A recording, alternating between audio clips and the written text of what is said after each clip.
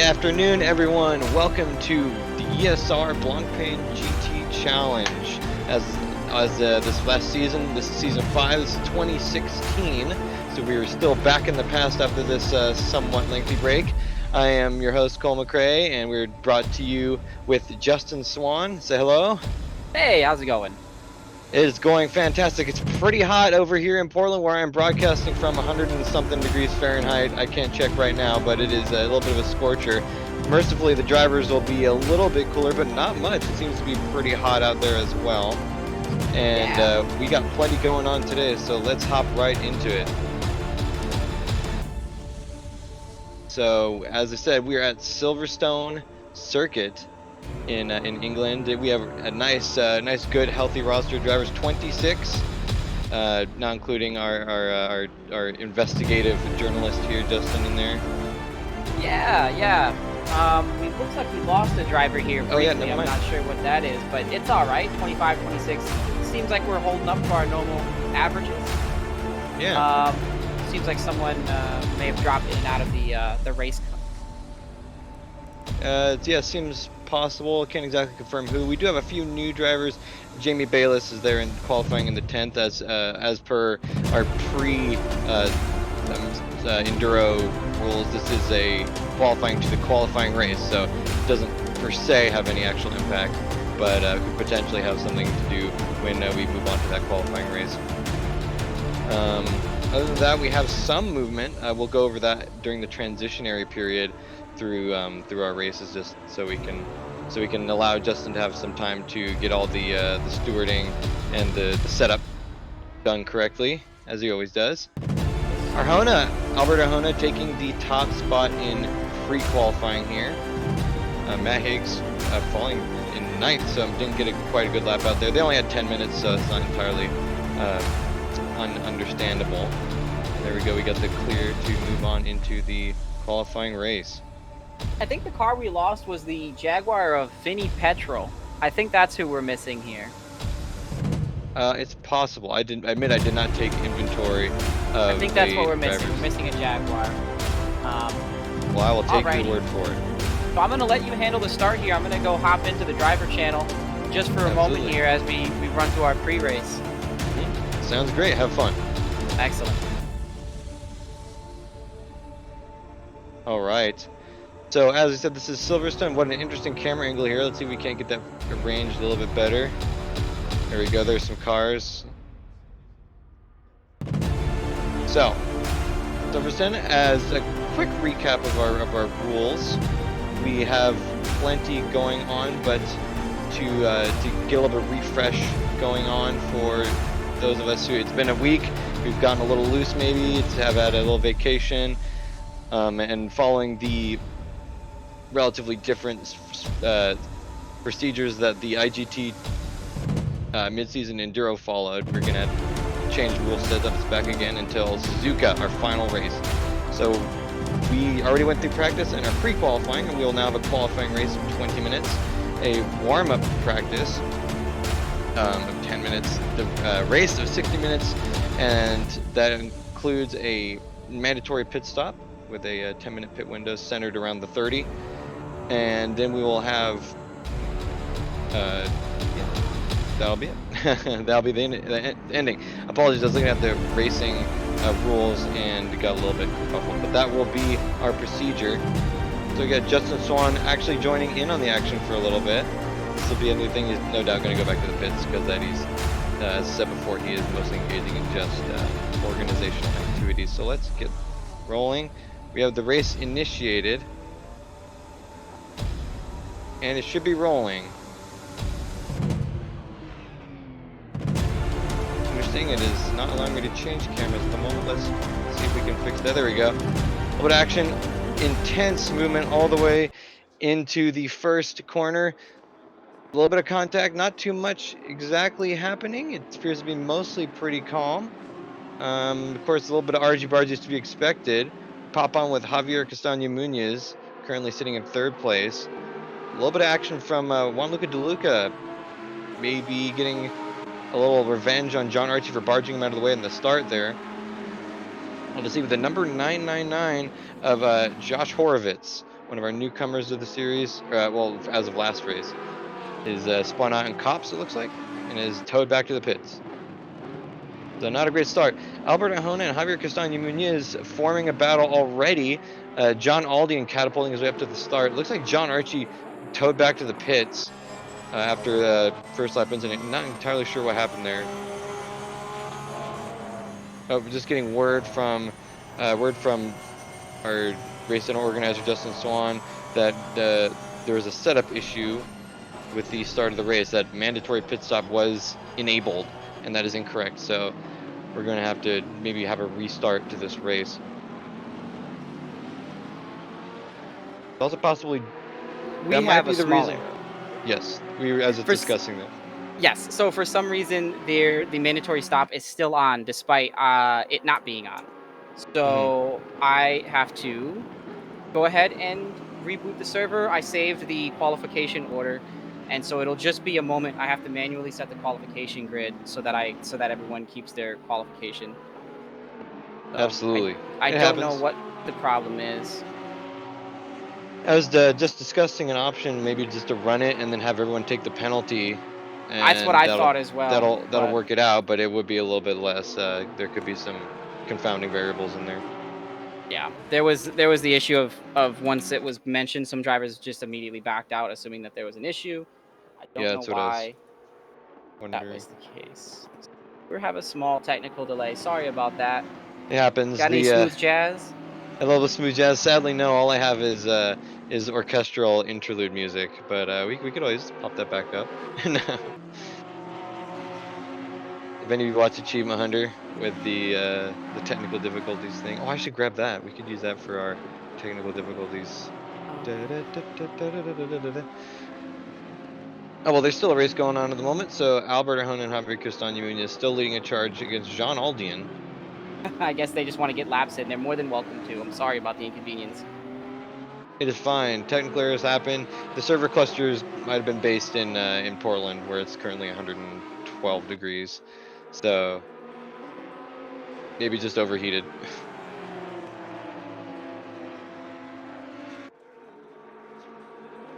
I kind of almost why not? If we got the cars out here, might as well turn some laps. Absolutely. We'll consider it an extended warm-up session. Looking at Adam David Brosh, looking back to David Nelson and Arthur Belotti having some interesting spats. That's not David Nelson. That is actually Max Simmons. That is a Rex. I don't know exactly what happened with the timing there.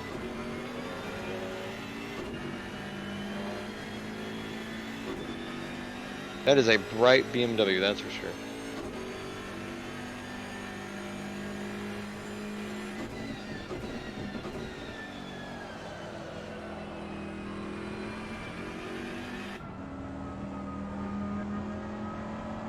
Looking at Cliff Hemian, who is back after a temporary absence. Looking to Jean-Luca De Luca. Just kidding. That's actually David Nelson. The Assetto Corsa is just gonna play me for a fool, I suppose.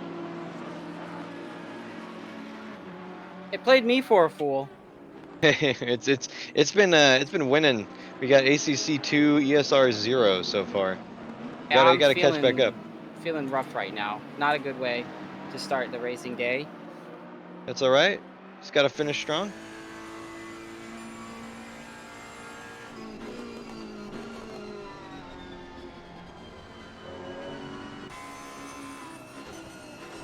Gotta Like some finish good racing strong. going on. David Nelson versus Cliff Hemian and Arthur Belotti.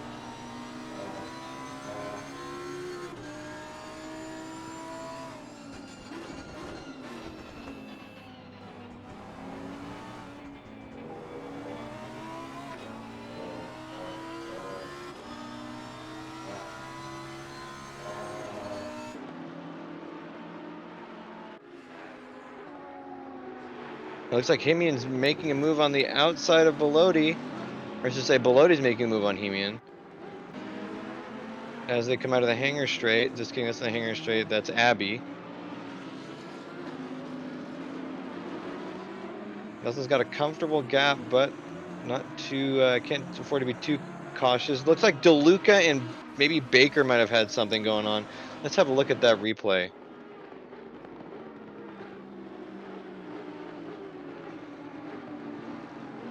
Okay, we don't get to look at the replay. Did the server get reset? I'm working on it now. I have to manually set the grid No, that's so okay. that the qualifying stays the same. So it takes just an extra minute or two because I have to do what No, I that's normally do when we go between races. that's all right. I just wondered because the camera controls crashed, and normally that happens when we reboot the server.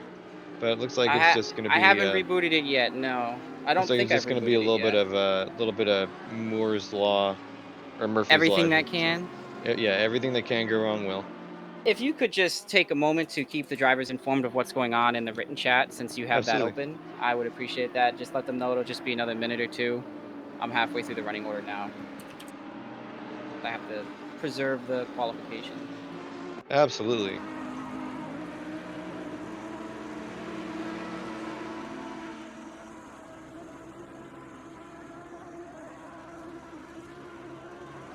Server will be fixed. I just have to take a moment here. This is why we need a race medic, like other games have what's called a match medic, and they're able to pause a match and fix it, like anything they need to do that Yeah. saves it intermittently. I just informed them that we're still trying to get the server rebooted, and there have been a couple of technical difficulties. Shouldn't be long now.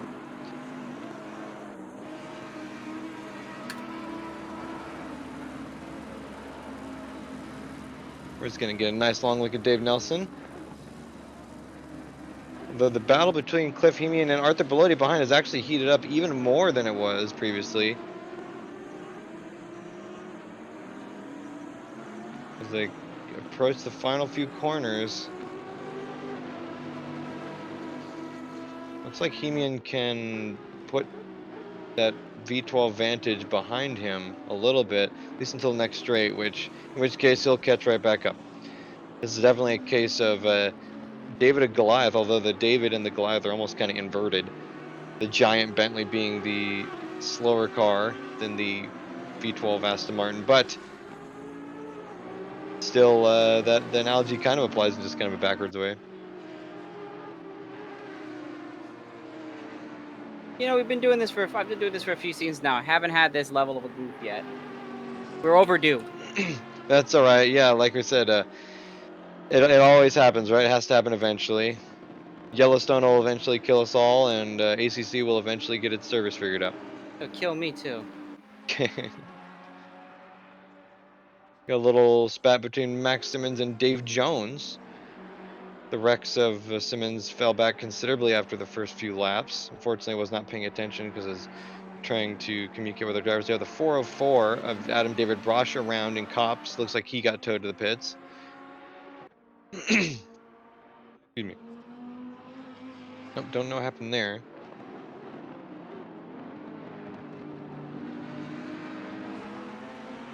Actually, I think we're getting a replay. I think my command to begin the replay started much later than I anticipated. Oh, well, we almost got to see it. Unfortunately, it didn't change to DeLuca like I had intended, so we just saw the exact same angle as we did last time. That's all right. Up with Albert Arjona. Him and Castaño, the AXRT Porsches, have continued to apply gobs and gobs of pressure to Jean Aldian in the BMW ahead. I saw them attempt to make a couple of moves earlier, but it didn't work out. The wide, straight line focused Bentley BMW is not one easy to get around on Silverstone. It's not impossible, but you have to plan out the move several turns or even laps ahead.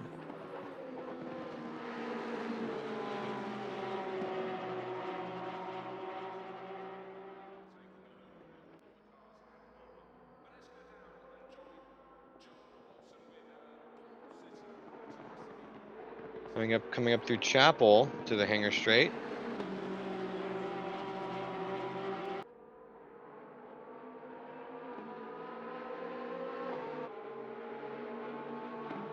Looks like David Nelson is in the pits, as is David Jones. The a Dave Brigade decides to reformulate a plan.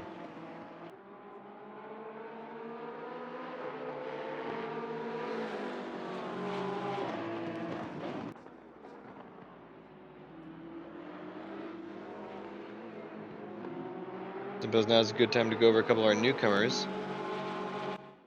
Oh, the controls still not working. That's all right. We have Marco Bessi, who has, I believe, shown before, but only for a race or two. In the Rinaldi Racing Ferrari. Likewise, we have Jamie Bayliss, who I will attempt to locate one by one. There we go. Another BMW, this time with a Century Motorsports team. Doing very well so far in 4th place. Oh, I believe we just lost the server, so let's... Oops, let's do that.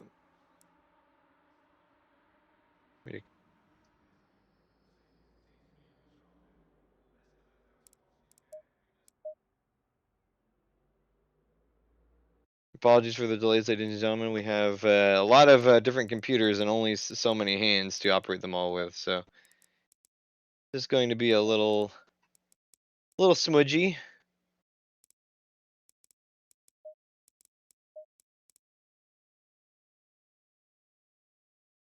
There we go.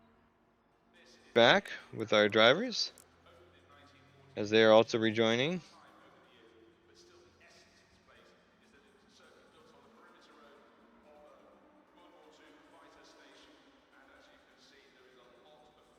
All right, there we are. So our drivers are repopulating the field, and I suppose now is a good time to go over this. Now's a good time to go over our current standing, I suppose. Starting with AM for this time, Pro Am, bronze and silver drivers. Team, there's no movement in the teams. We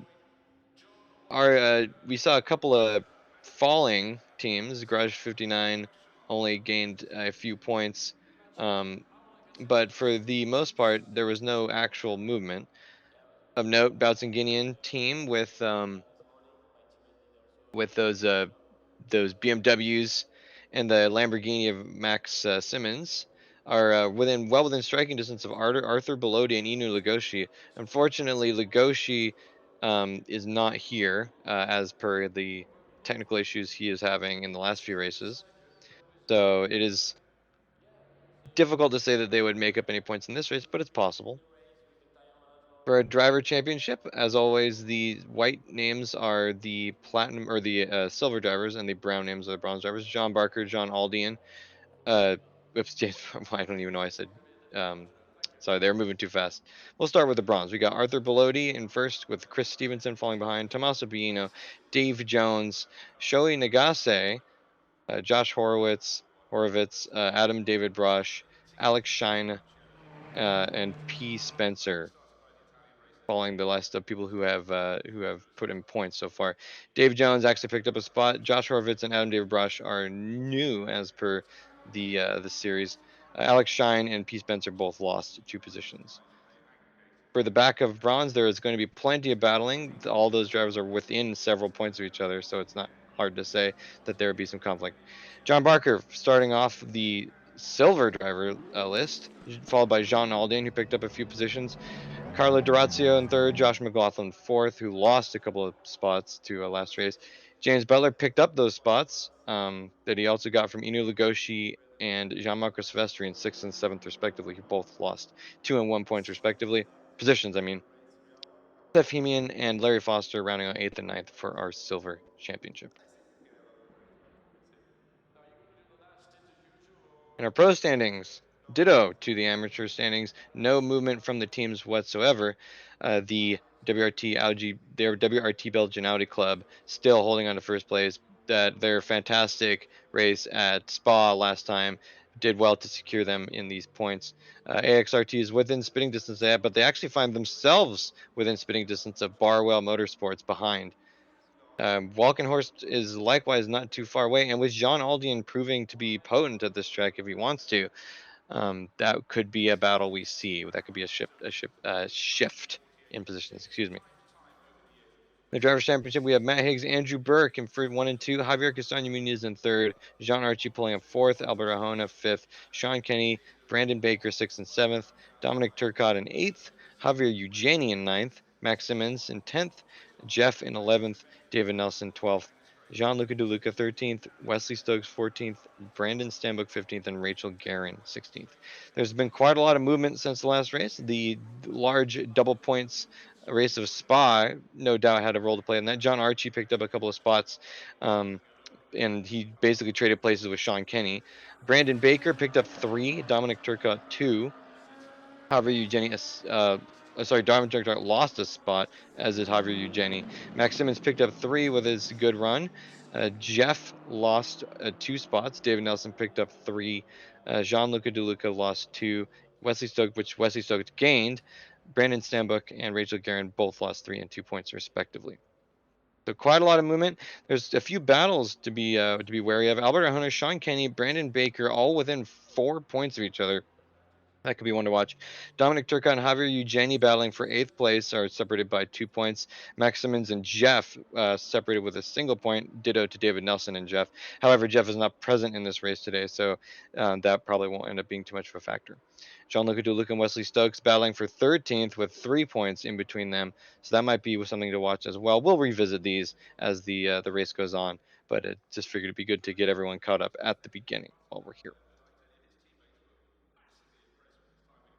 Looks like the race session is booting up well. We have all our drivers on the grid.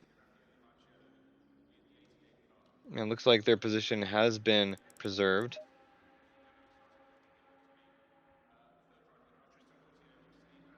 Let's see if the... Nope, the camera controls are not working still.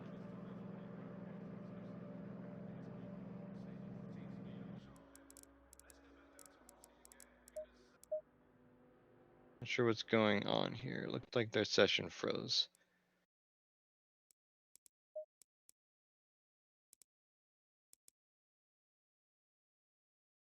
As we said, Murphy's Law states, if something can go wrong, it will go wrong. And we're having our fill.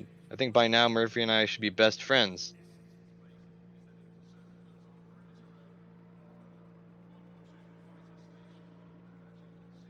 Okay, there we go. Looks like we have control back. Oh, just kidding.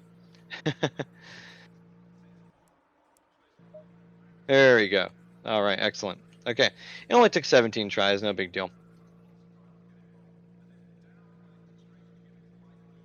Once the ones and zeros have been worked out by Justin Swan there, we will get our race going, and hopefully everything should proceed with smoothness.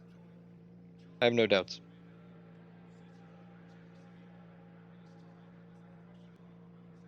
Quick note: as per last race, the weather forecast is on its usual small, on his usual small forecast, so only going out to 15 minutes as opposed to the usual 30 we have become accustomed to.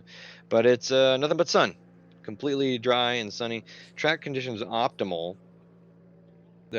The ambient air is 30 degrees centigrade, track is 33, so not much discrepancy between there, and it's not super warm, especially seeing as the race is taking place in the afternoon. So it should cool down slightly, but we shall see. Wind, if it matters, is blowing northerly with 11 kilometers a mile an hour, or what 11 kilometers an hour velocity.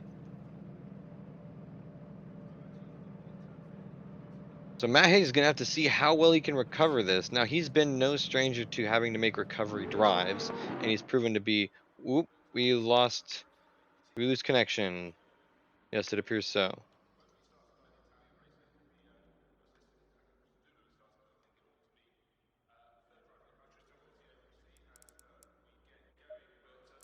Hmm. Well, it appears I've spoken too soon, and I didn't cross my fingers hard enough.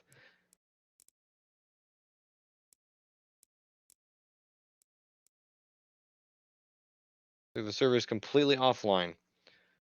Hmm.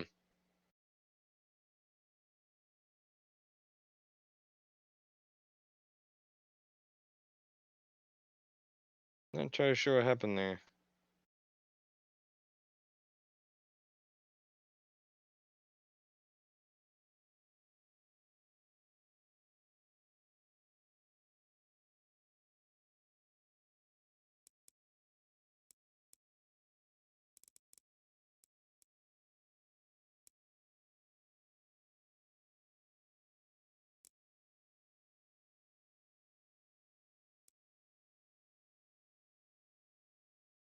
Well, uh, as we figure that out, we'll have to see exactly what is going on.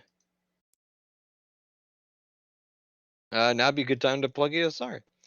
Everyone, I know this is not a great endorsement so far just because of the technical issues we've been having, but trust me when I say you can trust me. We're friends. We've been knowing each other for almost 20 minutes now. ESR is a great community in which we sim racers and enthusiasts alike could get together and talk, race, and just general have fun in general. Like we engage in so many different activities it'd be hard to list them all. We have Discord server, website esr-race.org, and if you like what you see, please give the site a visit. And you might even find a way to talk to me, Cole McCray, Justin Swan, Martin Edmonds, the legends. You can talk to any one of these drivers in that you see or that you saw. Hopefully, you should see again soon. You can talk to them. They're real people. You can trust me. And we do all sorts of different events, ranging through a wide variety of skill levels, all the way from absolute amateurs and people who don't want to be any more than amateurs. That's important. All the way up to pre esports level competition.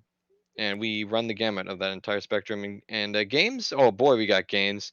We go all the way from Wreckfest to Forza to R Factor, AECC, this game we're playing now, Assetto Corsa, Race Room, you name it, we got it.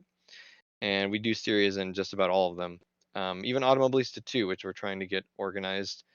And if you just want to hang out, we have Sunday fun day series, is like one that'll be I think be happening after this as well, if this ever gets off the ground.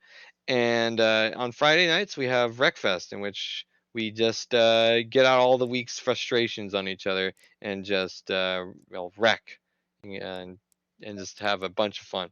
Looks like the server's back up, so we'll maybe have a peek at what's going on in there. This is the epic outline of Silverstone. Opened in 1948, changed from time to time over the years, but still the essence of this place is that it was a circuit built on the perimeter road of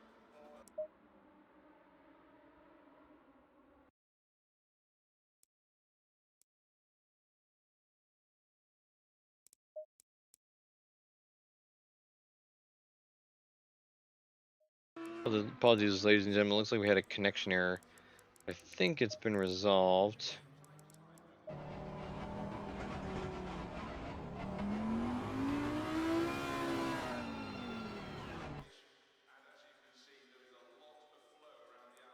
As you can see in the chat, Justin is moving us to race start. Excellent. And it looks like we have camera controls back, so that's good.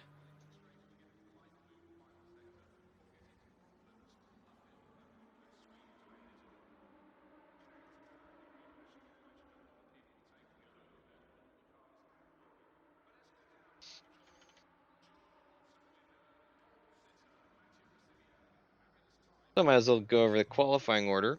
We have Albert Arjona in first, followed by John Aldi in second. Javier Castaño Muniz in third, John Archie in fourth, Gianluca De Luca in fifth, Dominic Turcotte sixth, Brandon Baker seventh, Sean Kenny eighth, Matt Higgs ninth in that little trio there. Jamie Bayless in 10th, Marco Bessi in 11th, Carlo Durazio in 12th, John Marco Silvestri in 13th, Chris Stevenson 14th, and John Barker in 15th. I swear Barker and Butler lined up next to each other just to confuse me in this commentary. I swear it. Uh, Yes, they did. yes, John And I am Barker and back. James Butler. Welcome back, Justin Swan. That was a calamity. We Did, had we had a small how, issue how with some how did your files. how did your sword fight with the computer go? Oh, I'm furious. It was an issue of an issue of one comma missing, Uh, and so then I had to set the grid manually. but then for some reason when Higgs joined and Sean joined, it kicked Higgs and Sean to the back of the pack. And then when I did the manual restart, race is starting. We're off to a start. Yeah, why not? It's in the past. Let's race. I feel very defeated. That's okay. That's okay. We don't feel defeated yet. We still got a whole race to go through. 2 actually. Yeah. And All that's right, and the green green flags flag's out. waving. We're going. We're going. Jean Aldian getting the run slightly on Albert Arjona through turn 1. Oh Looks my like that outside line got a good run because yeah, my Archie map slots has in between crashed. them as well. Indeed. So Archie disrupting the balance up here, trying to get a make make amends to his mistakes he made in the pre-qualifying.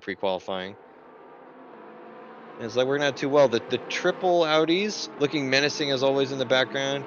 Higgs, Baker, Kenny, not necessarily in that order. And we're clean. No incidents of which to speak through turn 1 through 4. Always love to Excellent. They see made that. it through.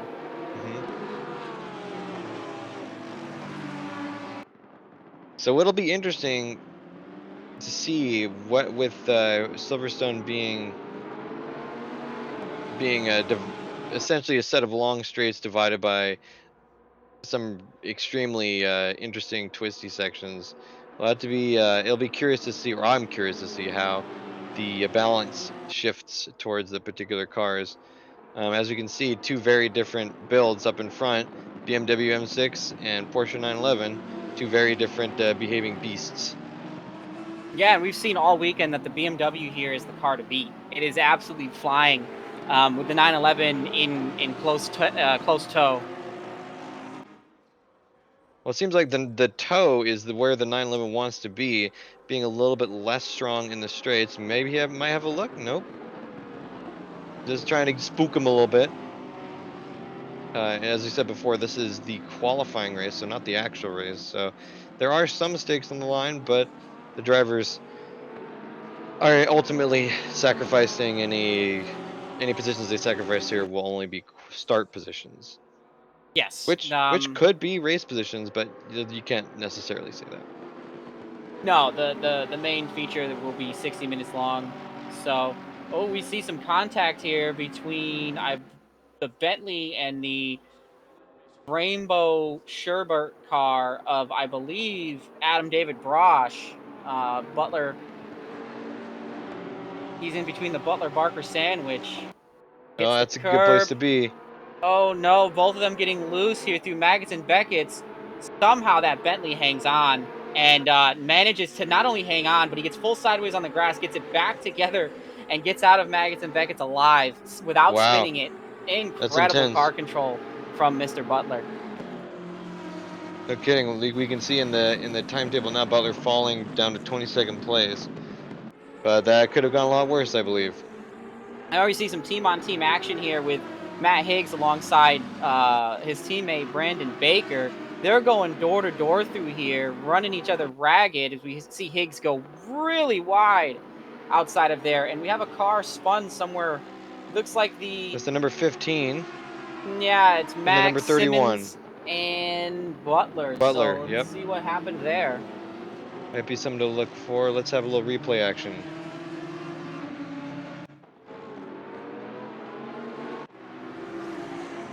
Looks like they're going side by side, very wide.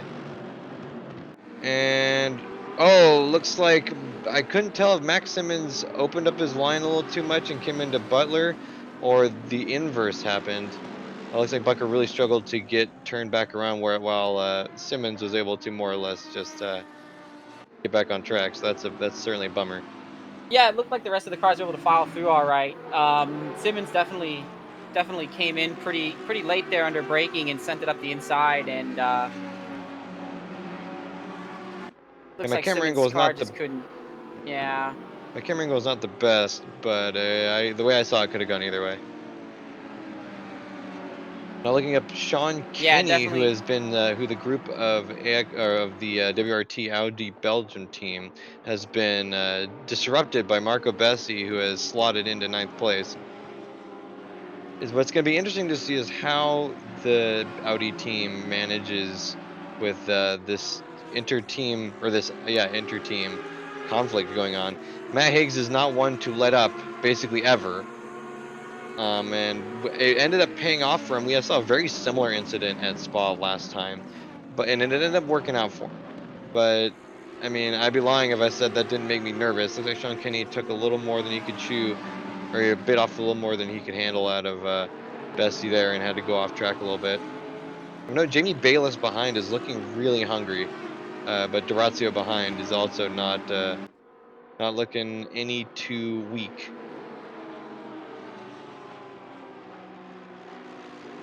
Let's have a real quick look at our leaders. Arjona is still hot on the tail of Aldian. Looks like Castaño Munoz had a look on the inside of Archie behind. Doesn't look like it ended up working out.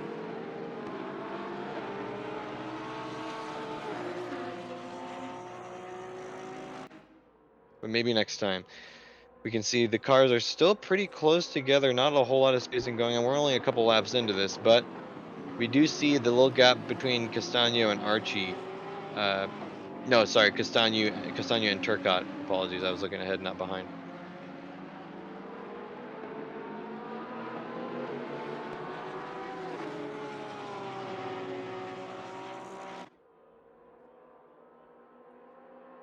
Okay. We'll have to keep an eye on that as it works out. We got a little bit of action going on between Turcotte and Gianluca De Luca behind, or Gianluca, my apologies. Ooh, Gianluca had to go a little bit wide. I believe that was Cops, and took out a couple of cones, but ended up being otherwise okay. This racing is very close, but not overly aggressive, which is not something I'd expected at Silverstone. Yeah, I mean it's definitely shaping up to be one of the better qualifying races we've had in terms of packs. Sometimes we've seen certain cars run away with it. I might just pop up the map real quick so you guys can see. Oh, just kidding. DeLuca had he wanted to look on the Turcotte, but ended up having to bail out because it really upset his line. He had to brake. That upset Baker, and then Higgs behind. Higgs got actually really sideways.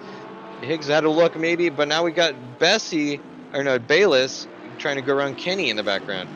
I can't, my fingers aren't moving fast enough to control the camera, and Bessie goes around. We're going to have a replay of that. Whoops, crap. Wrong button. might as well have an error in here. You see Bessie trying to go around the inside of Kenny. Oh, actually gets spun by Bayless, who maybe tried to have a look on the inside. I don't know. That didn't look ultra kosher to me. But I only got a really quick look, so there's a possibility it could have been fine.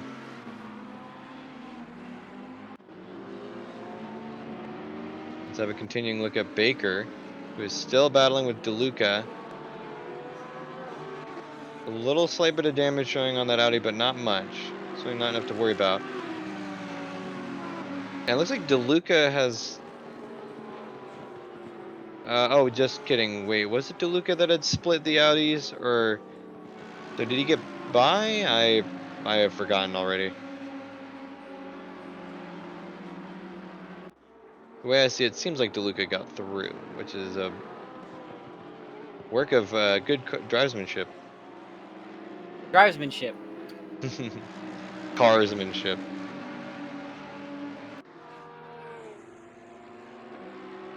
So of casualties, we only have the 27 and the 26 currently in the pits. Oh, that's not the 27 and 26.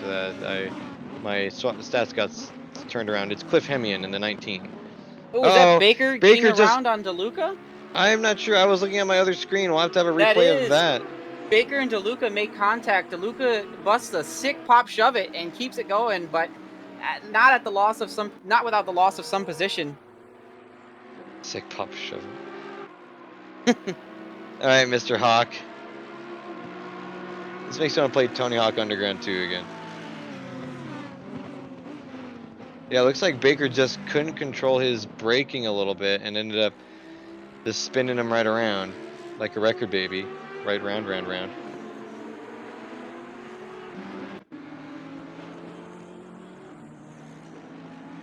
You can see Max Simmons has been given a drive-through penalty.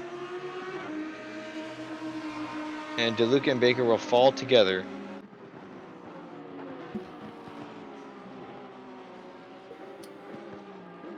Looks like Carlo Durazio is likewise having some problems. Wonder what happened there.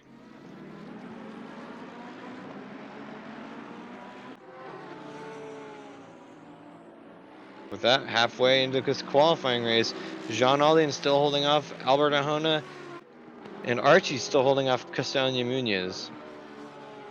Now, we were talking slightly before this race that it's not impossible, but it's getting increasingly difficult for AXRT, those Porsches, Arjona, Castagno, likewise, to make up this championship.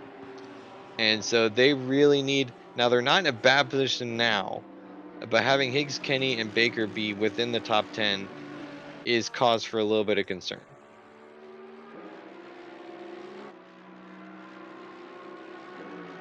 I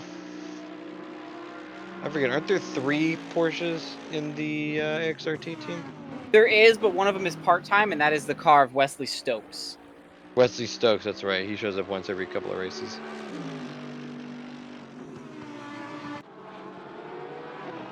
Brandon Baker gets that penalty for spinning DeLuca.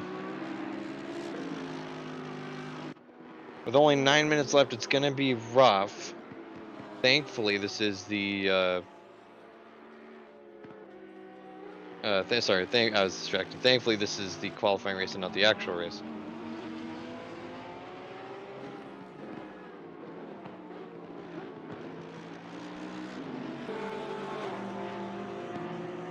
So Arjona is still shown right on Aldin's tail, and ditto in the background for Castagna Munoz and Archie ahead. Arjona every single time wants to have a little bit of look, maybe still trying to get the blood pumping in Aldin to see if he can maybe make a mistake. Brooklyn seems to be his weapon of choice, but Aldin says, "Nah, I got this." So you can see that M6 is pretty potent.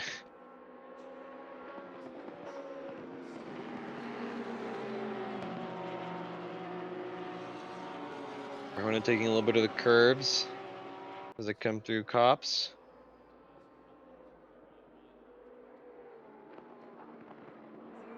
So no doubt Arjona and Munoz are thanking their lucky stars just a little bit now that Baker has been shunted back to at least 13th place. But there will still be an uphill battle to try and snatch as many of those points away from the WRT Audis of Higgs, Kenny, and Baker.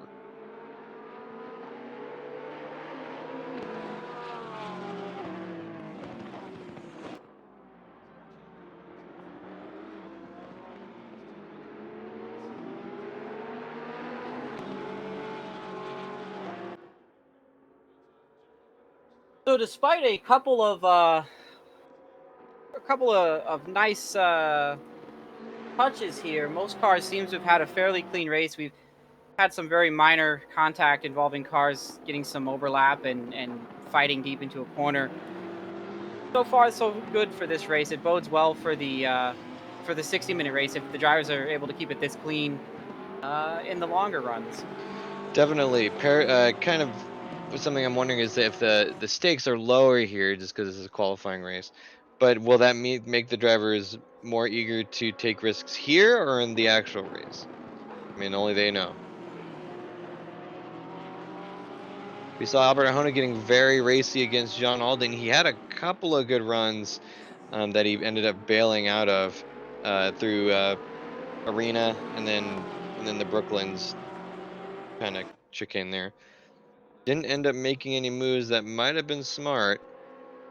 I mean, Arjona, unfortunately, this season has had to kick it into overdrive more often than not, and I think he's just hoping to not have to do that.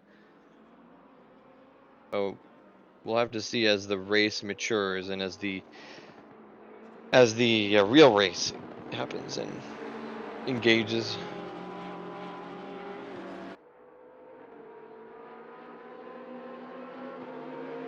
Seems to be some argy-bargy going on in the back of the field here that's under some late review between number 97 and number 88 of Gianmarco Silvestri and Barker.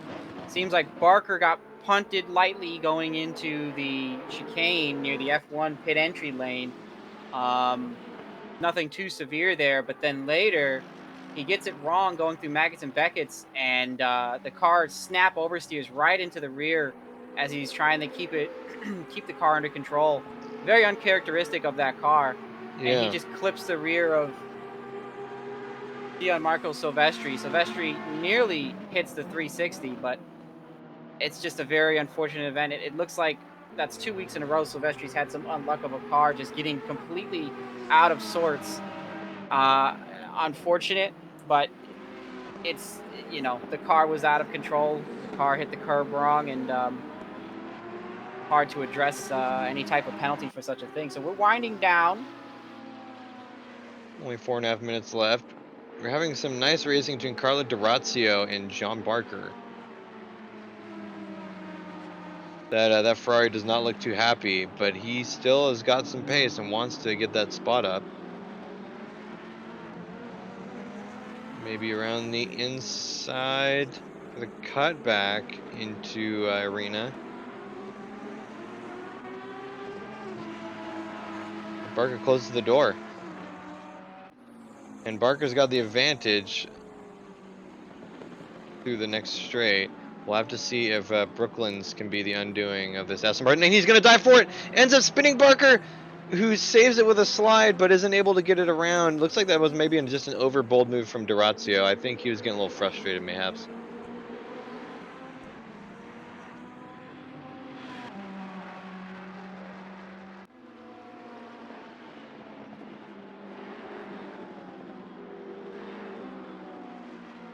Not gonna lie, that Ferrari from the front looks like it's up to something. It's got kind of a mischievous smile.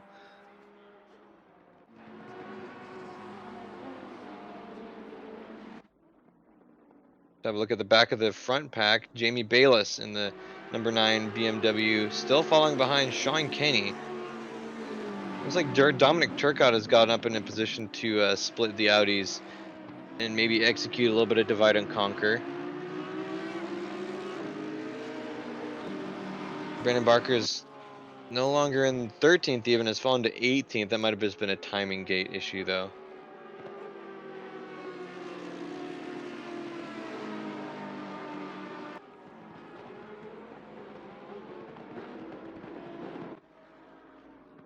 Looks like Alex Shine is under fire from a Lamborghini. That might be David Nelson. Can't tell. I don't think it's on the same lap, though. No, I don't think so.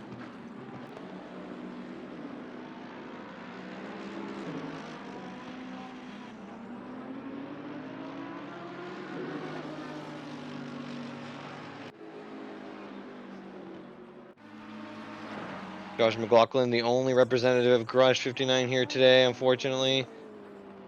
It was double unfortunate since the double points race at Spa last time did not work out so well for the McLarens. It looks like today, short of, he's still holding off well in 11th, but sadly with other teams having more drivers able to get points, it'll be rough.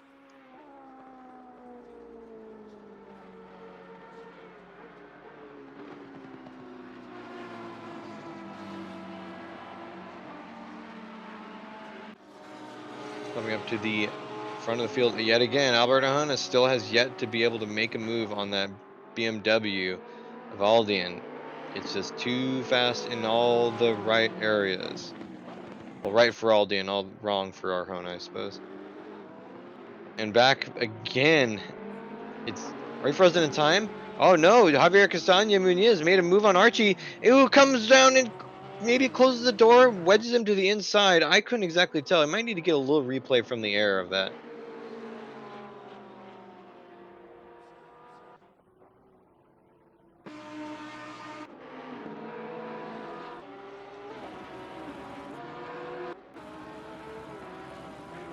So they're braking. Castagna makes some moves, shoves it inside. It's a really bold, but Archie allows him to have it. He go to the outside. Ooh, and that might be on Castano. I can't say for certain.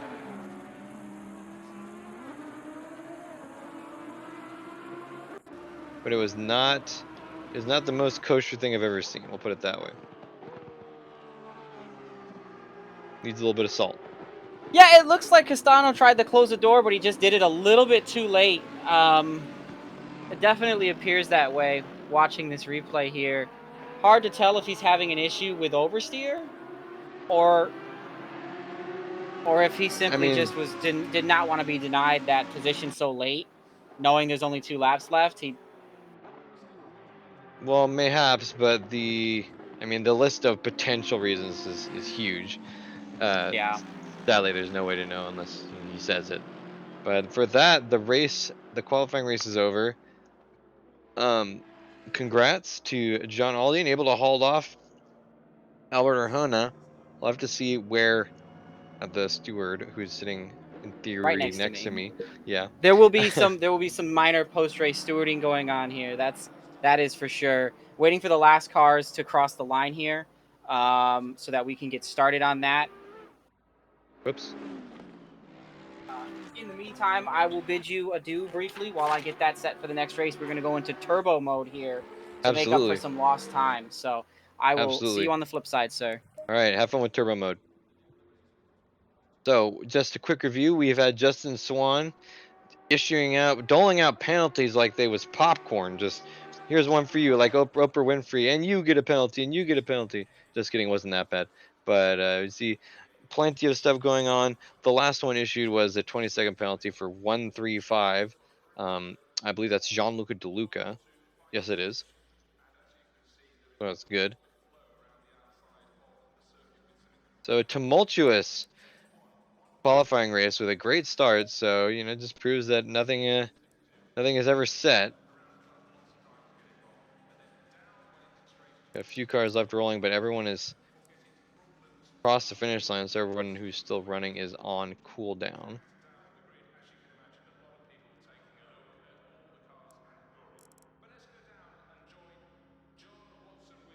All right, and while we do that, we're going to have a look at Silverstone with our correspondent.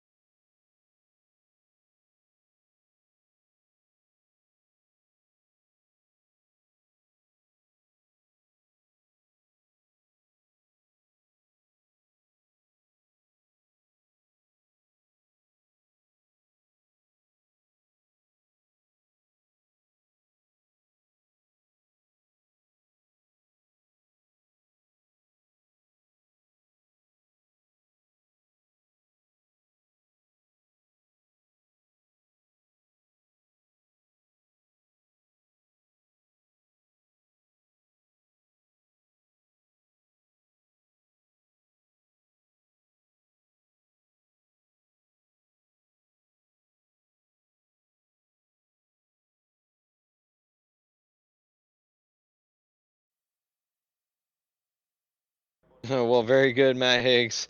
I like that that jab at the end. That was really funny. But yes, that is Silverstone. The track was hosting us today. Very. Oops, what happened there? Apologies, ladies and gents. There we go. We had a little issue there. So yes, that is our result. A little bit confused. Dominic Turcotte appears to have been given a stop and go penalty post race. Not entirely sure how that worked. But might as well look at our qualifying results. Jean Aldian in first place, Albert Arjona second, Javier Castaño Muniz following in third, John Urchie in fourth, Matt Higgs able to hold off fifth place, but sixth and seventh are stolen by Dominic Turcotte and Jamie Bayliss, respectively. Sean Kenny is able to stay in eighth, though, and barely holds off Gianluca De Luca, who's on the charge. Arthur Bellotti ends up in 10th, holding off Josh McLaughlin, who is making his way through the field slowly but surely. Dave Jones in 12th, Chris Stevenson in third, followed behind by the fellow BMW, but not teammate of Adam David Brosh. Marco Bessi falls in 15th. Then both battling with both him and Durazio, Carlo Durazio behind, battling with David Brosh for 14th place. They're in 15th and 16th. Brandon Baker, the WRT member at the back of the field relatively, is in 17th place. That penalty ended up hurting him a lot. Anyway, James Butler in 18th, Javier Eugeni 19th, Josh Horowitz 20th, Gianmarco Silvestri 21st, Alex Shine 22nd, John Barker 23rd, Max Simmons falling to 24th after a great start, David Nelson puzzlingly also in 25th. He must have had some issues there, and rounded out by Cliff Hemian, who arguably didn't even get to start the race, falling to 26th place. Justin Swan is not actually racing; he's just in our press car. Yeah, we're not press car, steward car, I suppose, doing all the ruling and stuff. And for now, we just wait until the extra session gets started, because unfortunately, that's how ACC works. It's not built to allow us to do multiple races using the qualifying order, using the finishing order as qualifying order, and so we must do a little bit of finagling. Justin has assured us that he's in turbo mode, and so we shouldn't be much longer now. Again, another outstanding qualifying in track day. Last Assetto performance, another Mercedes. Yeah, it was a good quality for us to be in P2. We had a good average lap time, so we can be happy for our quality. But it's only the start. It's a long race, 3 hours. Our car is behaving pretty well, so Noticed, took a peek at the Twitch chat. Martin last Edmonds, our ESR leader, says follow Cole on OnlyFans. I cannot confirm that there is an OnlyFans.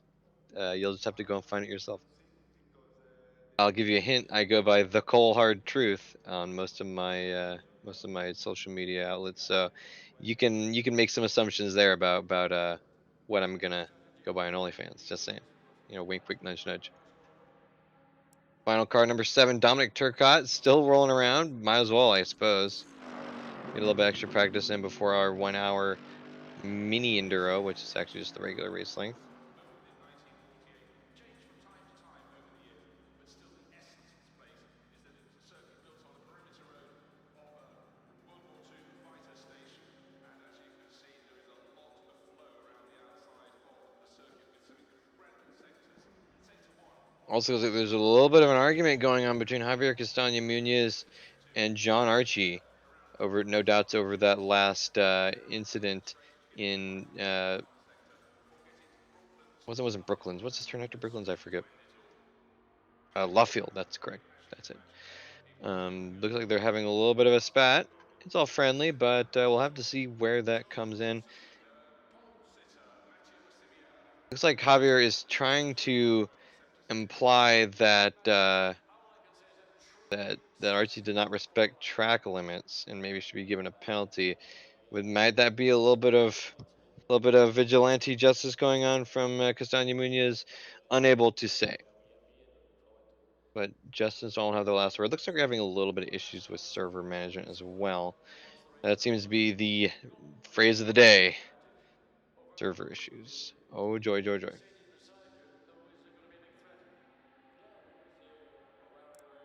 A little bit of talk about the car strategy.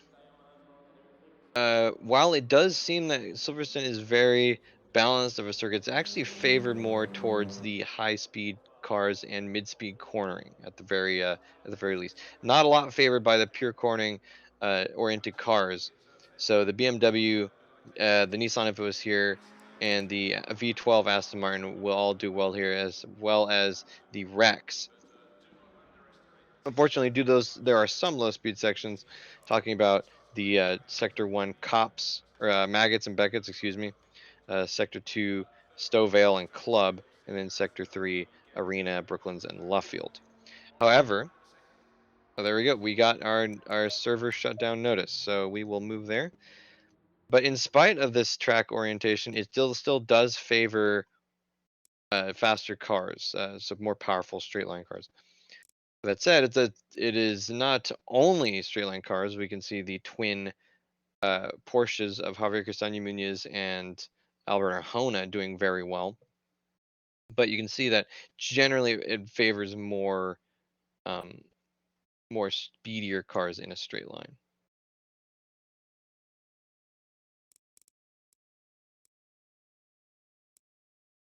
That'll be something interesting to know. Also, the passing opportunities are not excellent.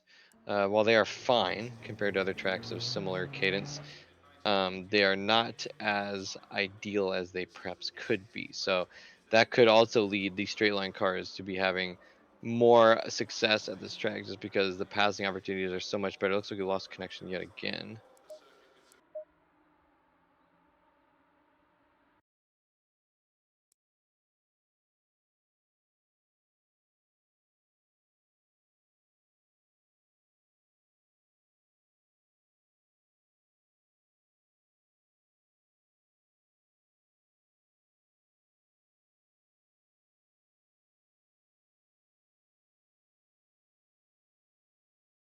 Although encouraging it is that the weather appears to be pretty open.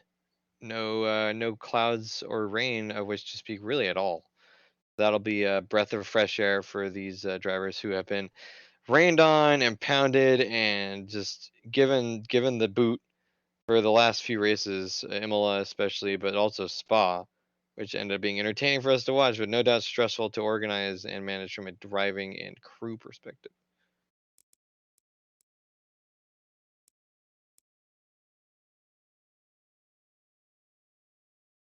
We're still having server startup issues.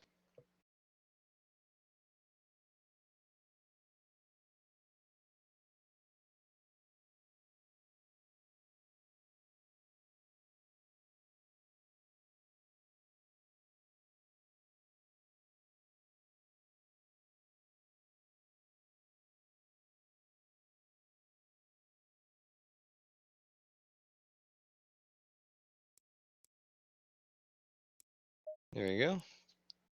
Server's back online.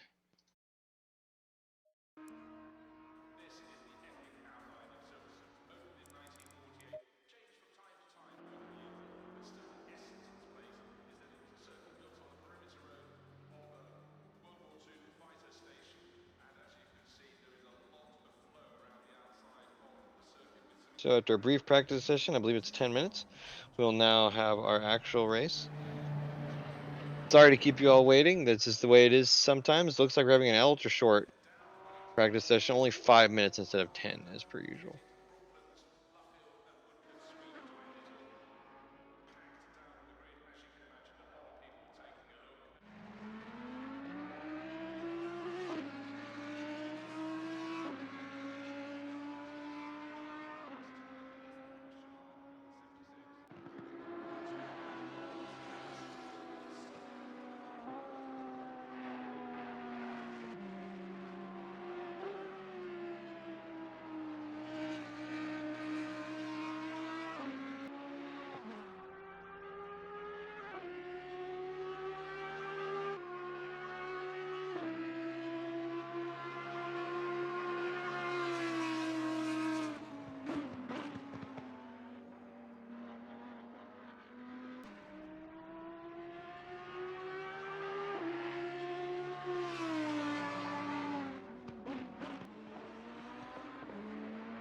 So while this practice is going, now is a good time to take a real quick look again at the at the battles that were happening here, so we can kind of keep track of those as the race goes on.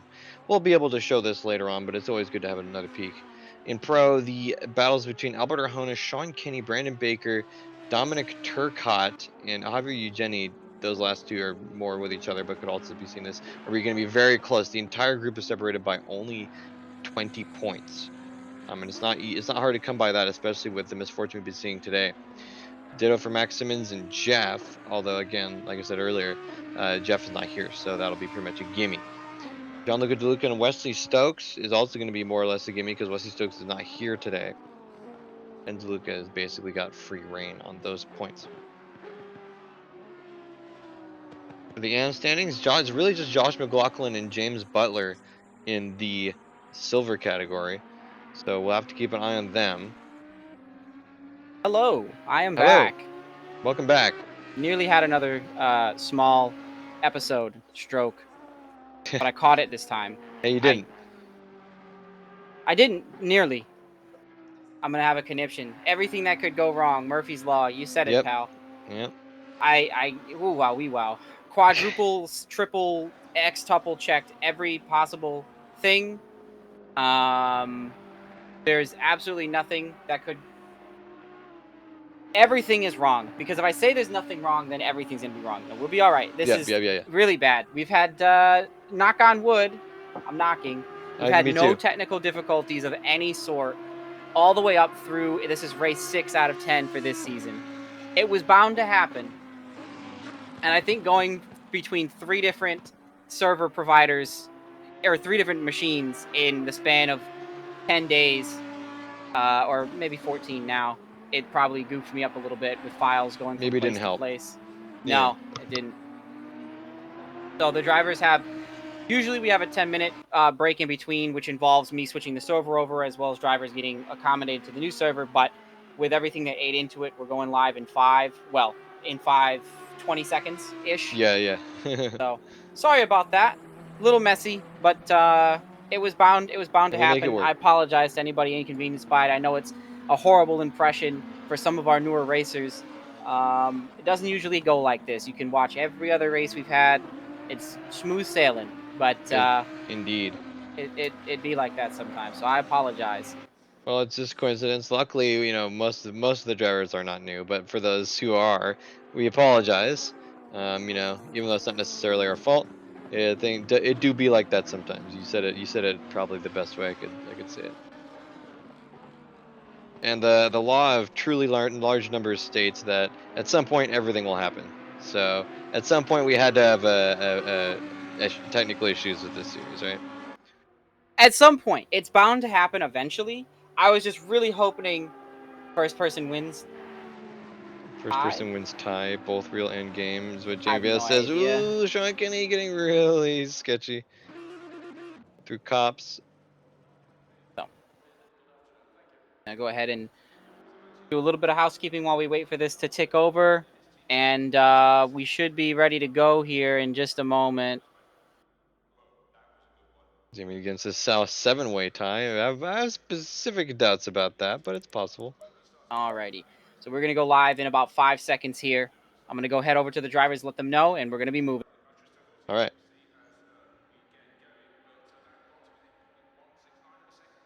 All I can say is glad we have Justin Swan here because if I were having these problems, I wouldn't know what to do. I mean, I've not been briefed or equipped to deal with server issues. I'm just a dumb commentator. I just do the flashy graphics for this overlay you see here.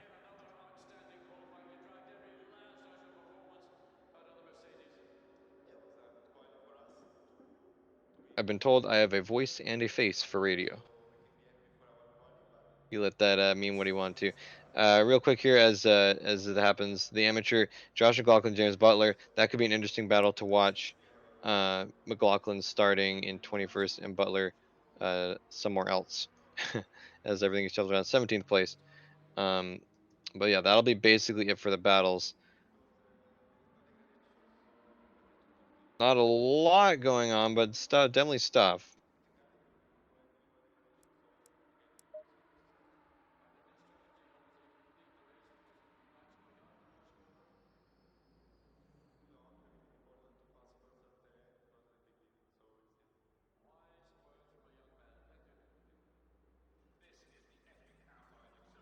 So, as mentioned earlier, although it seems like so long ago, we are having a 1 hour long race with a 10-minute pit window with a mandatory pit stop, of course, centered around the 30. So 5 minutes on each side of the 30, 35 minutes to 25 minutes. Everyone was required to take all tires. They're not required to take fuel, although fueling in this game takes substantially less than tires. So it's kind of a no-brainer. Also getting word from Max Simmons that he might not be able to make it the entire race. They've been having weather issues where he lives, apparently, and they're worried about the power going out. But to have a power surge hit your computer, it would not be good, so we support that decision. And in the end, this is for fun. You know, the people who are competitive for fun, and the people who aren't competitive race for fun. So whatever your prerogative is, come and join us. Get All this right. race started. As the leaders begin to roll away, the pack's a little bit spread out on that outside row. Got a little more distance to cover. Good thing this straightaway little lets bit. them get plenty of time to stack up. Exactly. And we're crossing the finish line real shortly. And And the now we greens are got out. green flags waving for round 6 of the ESR GT Challenge 2016. Oh no. Already drama.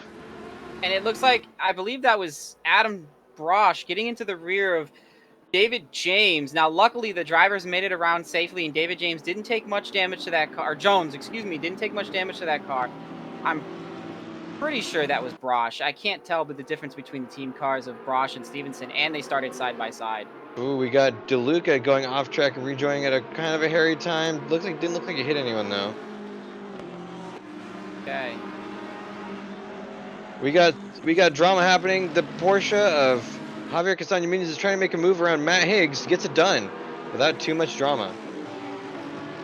But Higgs wants it back. Ooh, maybe had a look, but bailed out. That was a really sketchy bailout, but it worked. Whoa! And that was quite a dive from the Black Falcon car. Wow, Caught? wow. No, the Black Falcon car of Horowitz. Oh, okay. So, got some side-by-side argy-bargy. They think better of it between Carlo and I believe that's Butler. Yes, that is. Carlo's right into the rear of Butler, making him move, moving him over. And they're 2x2 back quite a ways. Nelson and... Oh, no, I think that's the...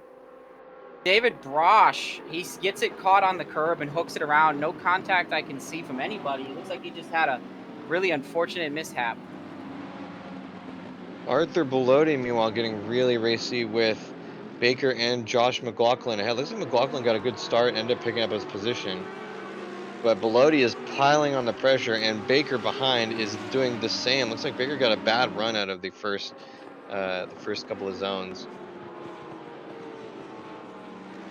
And that Yeah. BMW, like you said, is a car to beat, and they've got one staring up behind him quite menacingly.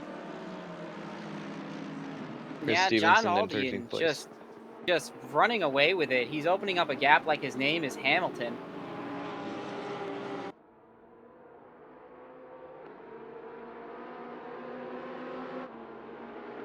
Matt Higgs is still trying to apply pressure to Javier Castaño Muniz, but is just not able to make it happen.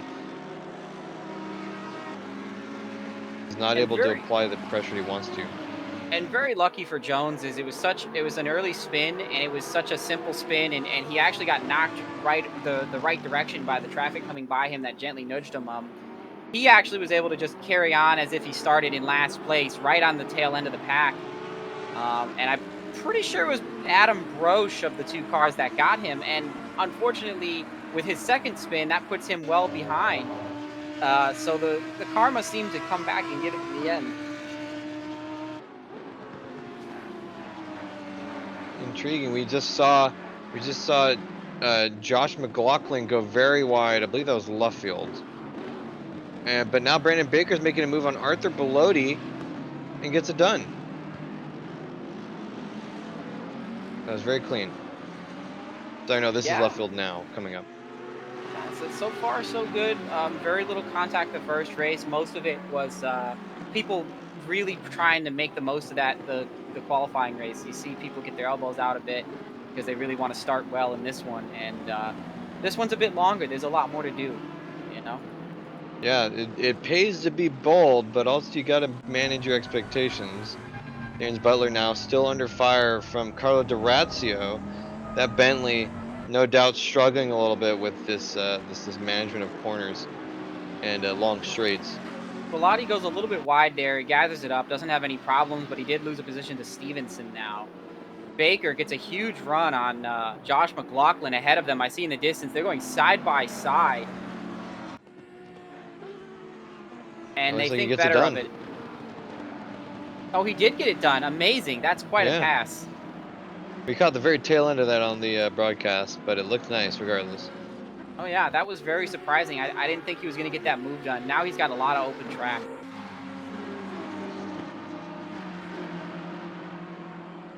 He's got a lot of time to make up because he had that drive-through penalty in the qualification race for spinning a driver. So Yeah, he started, I think, 13th.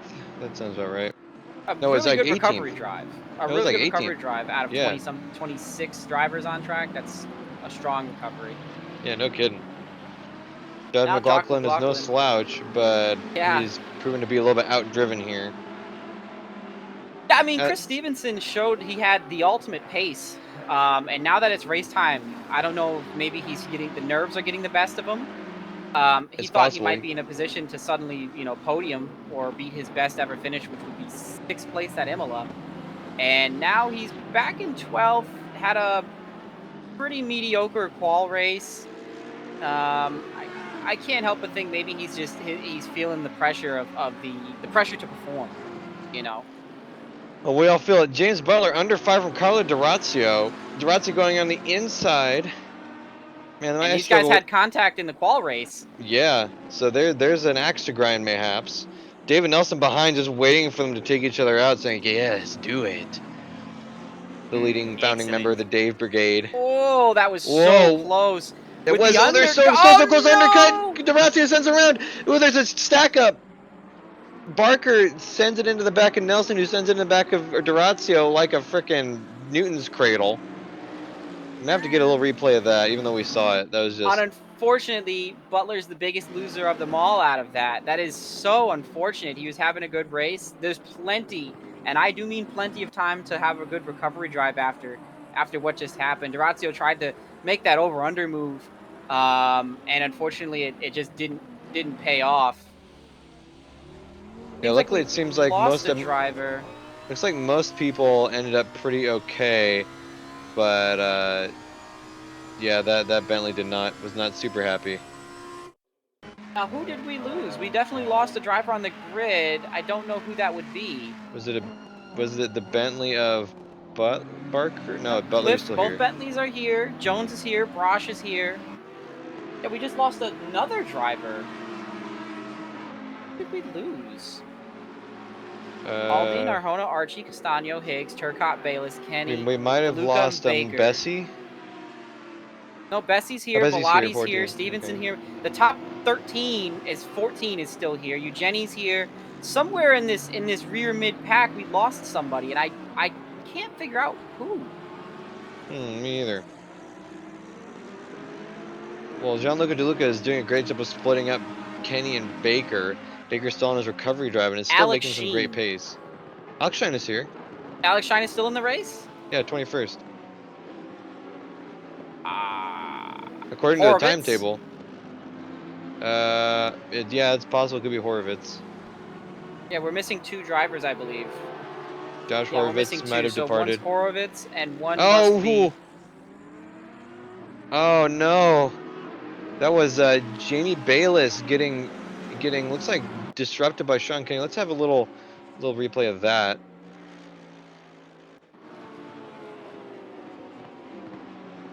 It's coming into the final section.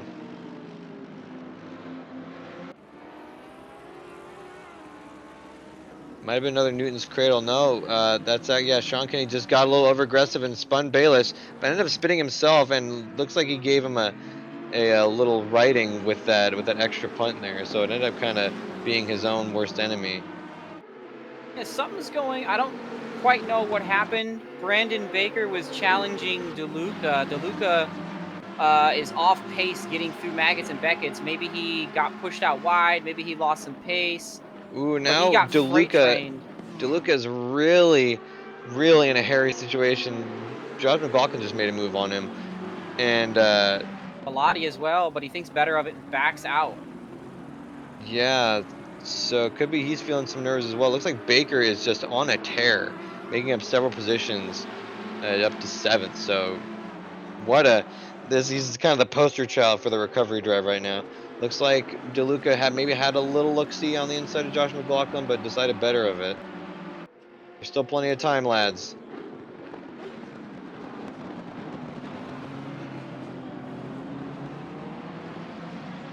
Oh, DeLuca's getting so aggressive.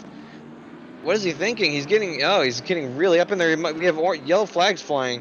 I thought that might have been DeLuca, That but is it looks like Nelson no. in the 442. Oh And he no. picks up at the back of the pack. We've got Adam David Broche coming up behind him now. It looks like he'll slot in there, but oh no, something might be wrong with that car. He lost it there on under braking. I'm not quite sure what's wrong with it. Maybe he's overheated the tires a bit. The track is pretty goopy today at 40 degrees Celsius, Pretty 32 hot. degree air temp. Pretty hot. What is that in Now, Fahrenheit? I'm not entirely sure. Probably 90 something. 32 is 91 degrees, and 40 C is 101. So it's a scorcher out there, Torture. just like here. Now the battle for third place is heating up. Higgs Yeah, we is are watching right that in right the now. draft. Oh yeah, Higgs is right in the draft of Castano. Castano is trying his best to follow Archie here and keep it together. I saw in practice this morning, in free practice, the Porsche of Xavier was very quick, but it seemed to be very timid through the corners. It didn't like sudden movements. It got scared, and hopefully he doesn't have any spins. But he was having a lot of trouble getting in and out of Maggots and Beckett's without the car just having a vacation in the grass. In my experience, the Porsche has always been a little bit timid, but a little unsteady, I should say. But Castagna has made it work for him so far. We'll just have to see. We'll keep an eye on that. We'll put a pin in it and see where this goes. Because right now it's really heating up again with DeLuca. This time with Bilotti and Eugeni. We just saw almost a double maneuver by Bilotti and Eugeni. Not entirely sure where that was. Might be into arena, but they both decided better of it, and I thank them for doing that. Or I guess DeLuca might also thank them for doing that. Yeah, Checking you back over know with what? Archie. Looking at the battle up front, Aldian gets loose. Commentator's curse. He puts it into the Oh pit no! wall. Oh my Into the goodness. pit wall. Oh no! He has heavy damage to that car, and he's gonna have to do a 3-point turn to get it righted or wait for traffic to go by. I think he'd make more ground if he goes for the 3-point turn here, but he is just losing positions. How the Hemorrhaging time. turntables. Yeah, how the turntables indeed. Well, I mean, that kind of damage on that car, it has to be incredibly severe. It is, but He seems to I'm be. looking. He has minor suspension damage. It looks like How is that he's got to possible? go. He's I well, guess those BMWs are pretty resilient. he's definitely got some suspension damage to his left front, or I believe it's his left front. The toe is all out of whack. He's definitely driving with about 25 to 30 degrees of steering angle in it to keep it going straight. Well, Lucky for him. Go ahead. John Archie under heavy fire from Javier Castaño Muñoz. Archie tried to make a move on Arjona ahead, but he ended up bailing out. That caused his line to be messed up, and Muñoz made a beautiful move, but ended up backing out. Higgs had a look as well on Castaño. It was another kind of different style of Newton's cradle. They all kind of ended up right where they were, except Arjona now has a pretty substantial lead. I thought someone was going around there. Ooh, Matt Higgs And getting really racy. Oh, good, went off track. I don't see him getting any progress done in the next couple of turns. In fact, getting a little slidey. Woo. But yeah, that ended up actually not being as dramatic as I thought. Good work on the drivers, keeping everything clean. Yeah, and taking a peek through our field, Josh McLaughlin now up to 9th position, and there is just a train of very angry cars behind him. Yeah, the numbered 135 Gianluca De Luca and Artur Belotti still in tow, but now Javier Eugeni is caught up to the whole lot. And Arthur And Belotti has him on the straightaway here. He goes and for a move on DeLuca the makes outside. whoa! That was a self-righting situation there. I think Belotti would be well advised to give that position back, but that could have been a lot worse than Yeah. it was. I think DeLuca's going to be looking for that position back when he catches up. That being said, very, very fortunate for DeLuca that Yeah, extremely. that all it was half a second loss. I think going into Maggots and Beckett's here, DeLuca's going to show his nose, see what he can do. But Oh, he's got the boy. advantage here for sure. You can see Belotti trying desperately to make use of that understeery Aston Martin through these corners here. Yeah, I mean, he's actually got it hooked up pretty good. Though with the draft, I don't think the Ferrari has enough for this Aston. The Aston's gapping him even with the draft. Oh, that beautiful sounding V12.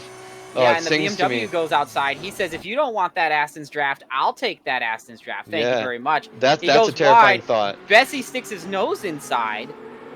And very luckily, he pulls it out because hadn't he not, he'd have been firmly grasped. Wow, that was a very, very close incident there. Bessie got on the brakes quite late. Sean Kenny's watching this. He's super glued to the rear end of Bessie, just waiting for a mistake to happen and pounce. He wants to see the top 10 with the rest of his teammates. Baker, speaking of top 10, is all the way up in the 6th position now. He just passed Chris Stevenson. Chris Stevenson earlier today was just in free practice, was absolutely destroying Baker. And so it makes me wonder if maybe the BMW does not like this sunlight. We heard some rumors from the BMW camp that when the clouds roll in, so does the BMW, but not a cloud in sight. And now number 15, Max Simmons is off. He's spun the wrong direction. He's using the runoff to get it righted. Not quite sure what happened that happened there. And looks like Alex is gonna say, "I'll take that. Thank you very much," and slot into 22nd.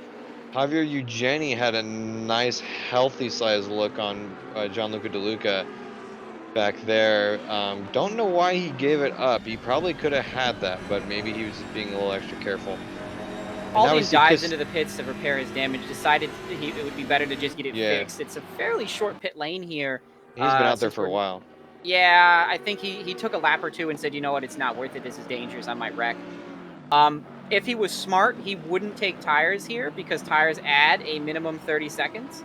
And so by not taking the tires, if he stopped and did a 15 or 20 second repair to get that bumper duct taped onto that car, you know, he saved himself 15 or 20 seconds. He did not go down a lap. Oh, yeah. By not going down a lap, he's taking an unscheduled pit stop, and he's in a position where, you know, well, actually, I stand corrected. He is slightly down a lap. Very slightly. He's in the 8th position if he was on the lead lap. So with the pace he had, it's possible that he finishes on the lead lap and gains Cliff Hemian under fire from James Butler. Bentley on Bentley action. Don't know what that maneuver was. I just switched over that on a whim. What was that? Hold on, we need to have maybe a replay look-see here. Cliff gets it gathered and rolls away in 19th position, 17th, 18th position. Something. So yeah, it looks like we'll figure it out. The twin Bentleys are just going side by side. And that looks like the hanger straight, if I am not mistaken. And he just gets punted. That looked like maybe a combination of a little smidge of lag and a little over aggression on Butler's part. But it seems pretty clear cut to me. Indeed. Looking through our field here, we've got some battles. It looks like Nelson is all over Jones's rear end, and these guys came up through ESR's academy together, so they're no strangers to racing with each other. Members of the Dave Brigade. The Dave Brigade, indeed. We had 5 or 6 Daves in the academy at one season. It was insane. It was great. I loved it. And Nelson's going to take a look up the inside. No doubt that Lamborghini. I'm gonna hold my breath. Jones takes a nice wide line there, and then yeah, Nelson gives him plenty of room, trying to go for a cutback here, but doesn't get the drive he was looking for. With the draft here, he should get it done. These guys are poster children, I suppose, for the what's the freaking easy phrase? I'm missing it. Slow The and steady. Academy? Oh, The slow and steady. mantra. And Nelson in particular hasn't had the best of luck in the last few races, but we could just see them both being very cautious and careful over those last couple of corners. Going back up to the front, John Archie's still on the hunt. He's actually reeling in Arjona just a smidge, but Castaño's still filling up his rearview mirror. Higgs has fallen back a couple of seconds. Not entirely sure what happened there. Maybe just an errant corner or two. Yeah, and some movers and shakers in the field. Eugeni is up to 12th position. He had a he missed the gridding for the qualifying race and had to start from the rear of that field, and now making his way almost halfway through our feature race, he's up to the almost the top 10. And he can see it. He can see 9th place. Josh McLaughlin here is about 2 seconds behind 8th. There's a bit of a buffer between Bayless and Stevenson. Stevenson is hard charging after Baker. He's less than a second behind him. And he's got Aldian behind him, who's not racing for position, but is definitely a bit quicker with the healthy race car. So we'll have to see if Aldian decides to push the issue to fight for his lap. I think it's early enough that he really should be trying to unlap himself, especially if the fight at the front continues. I think he has a chance to pull back some more points here. And Agreed. Chris Stevenson saves it. What a slide. Can we get a replay on that? Absolutely. Here, let's have a little replay of Chris Stevenson. Turn 1. I can't believe it. So I was busy. I was a little bit busy futzing with the overlays that kind of broke themselves a little bit, but I'm eager to see this. So coming through the last corner. Into turn 1, Chris Stevenson, full lock, opposite lock, saves it. Oh, hits that. Oh, wow. Oh, that's beautiful. Absolutely. It's a good thing that he doesn't wear a white driver's suit. Well, I think wearing a white driver's suit is just a mistake in any context, really. Yeah, absolutely. Right now, he's very glad that he ordered the brown suit. Lots of yellow and brown driver's suits going around nowadays, I imagine. Oh, yeah. Ask George Russell about that. Getting out of his Williams today with a nice stain on the back of his pants. So, meanwhile, the Bentley duo, the Bentley brigade, James Butler and Cliff Hemian are still tied at the hip, more or less. There's a couple seconds separating them. But that looks like Chris Stevenson might have overheated his tires a smidge because Bayless is all over him. And they've been not too subtle about sticking their nose in. Right as we watched the replay, Bayless was in the process of getting alongside. Looks like it didn't pay off, but Stevenson's got a little bit to worry about in that number 69 nice BMW. Yeah, I think Aldian really wants to get by, and if I'm Chris here, I'm going to let Aldian through as soon as I can without losing time because I want to follow Aldian through. Aldian's going to make a move. Oh, that's Aldian. My bad. I thought it was Bayless. So, okay, never mind. No, that's Aldian. Bayless is in the yellow one. So Chris Stevenson, oh no, Aldian takes a really off line there. I don't know what happened. Maybe he missed his breaking point. I was just say, if I'm Chris Stevenson, I want to follow him and study his line. It's okay. He's fine. He got back on track, but I'm not sure what happened there.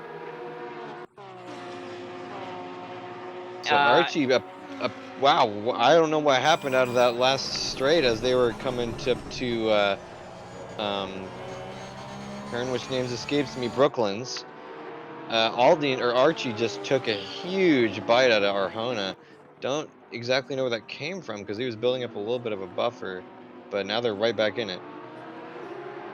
Yeah, no doubt that Lamborghini is faster, especially with the draft, but that was he took a huge gap out of him. Yeah, that Lamborghini is probably one of the faster things on the straight when it gets nice and trim. You know, when you're running low wing on that thing, it's made perfectly to deal with the to deflect the air around it. The Porsche, on the other hand, has just insane braking capability. So what we're seeing is this yo-yo effect, where the Porsches are out braking him and out pivoting him, but then he's able to get better mid corner speed and better top speed. Now that's not quite anymore the case, but that mirrors a little bit we see with the Red Bull versus the Mercedes in F1, where one car has a little more play, a little more rake. The other one's a bit better in the sweepers, better on the brakes. It's really interesting to see that how that plays out here with two very different makes and models. And the number 16 position car, that is Carlo Durazio, is well off. Not sure what happened there, if there was any contact. Oh yeah, he's falling in the order as we speak. Yeah, I don't see anything on my heads-up display of contact. I think he just got something wrong there. It's totally possible. Well, it's a shame because he'd been fighting all day so far, and just I suppose just had to end one way or another. But bummer it had to be like that. Yeah, I mean, he's still got enough time here. He could probably make up, a few seconds on a couple guys here, but I don't see how he makes up, 10 positions, puts himself back where he could be. Josh McLaughlin is losing some time to the car in front of him, but the last time I checked in, he was pulling away from DeLuca and gaining on Bayless. So we'll have to see what happens here. But here we go, pin windows open. The window just opened. So we'll have to see what pit strategy looks like today. Now, we know Arjona and Castaño Muñiz like to plan their pit stops very carefully. It could be that Xavier goes for the undercut. Arjona stays out and tries to slow Archie up ever so slightly and lets Xavier end up taking the lead with Arjona in second. Now, that would be the ideal scenario if I'm pulling at the heartstrings of this team from behind the scenes.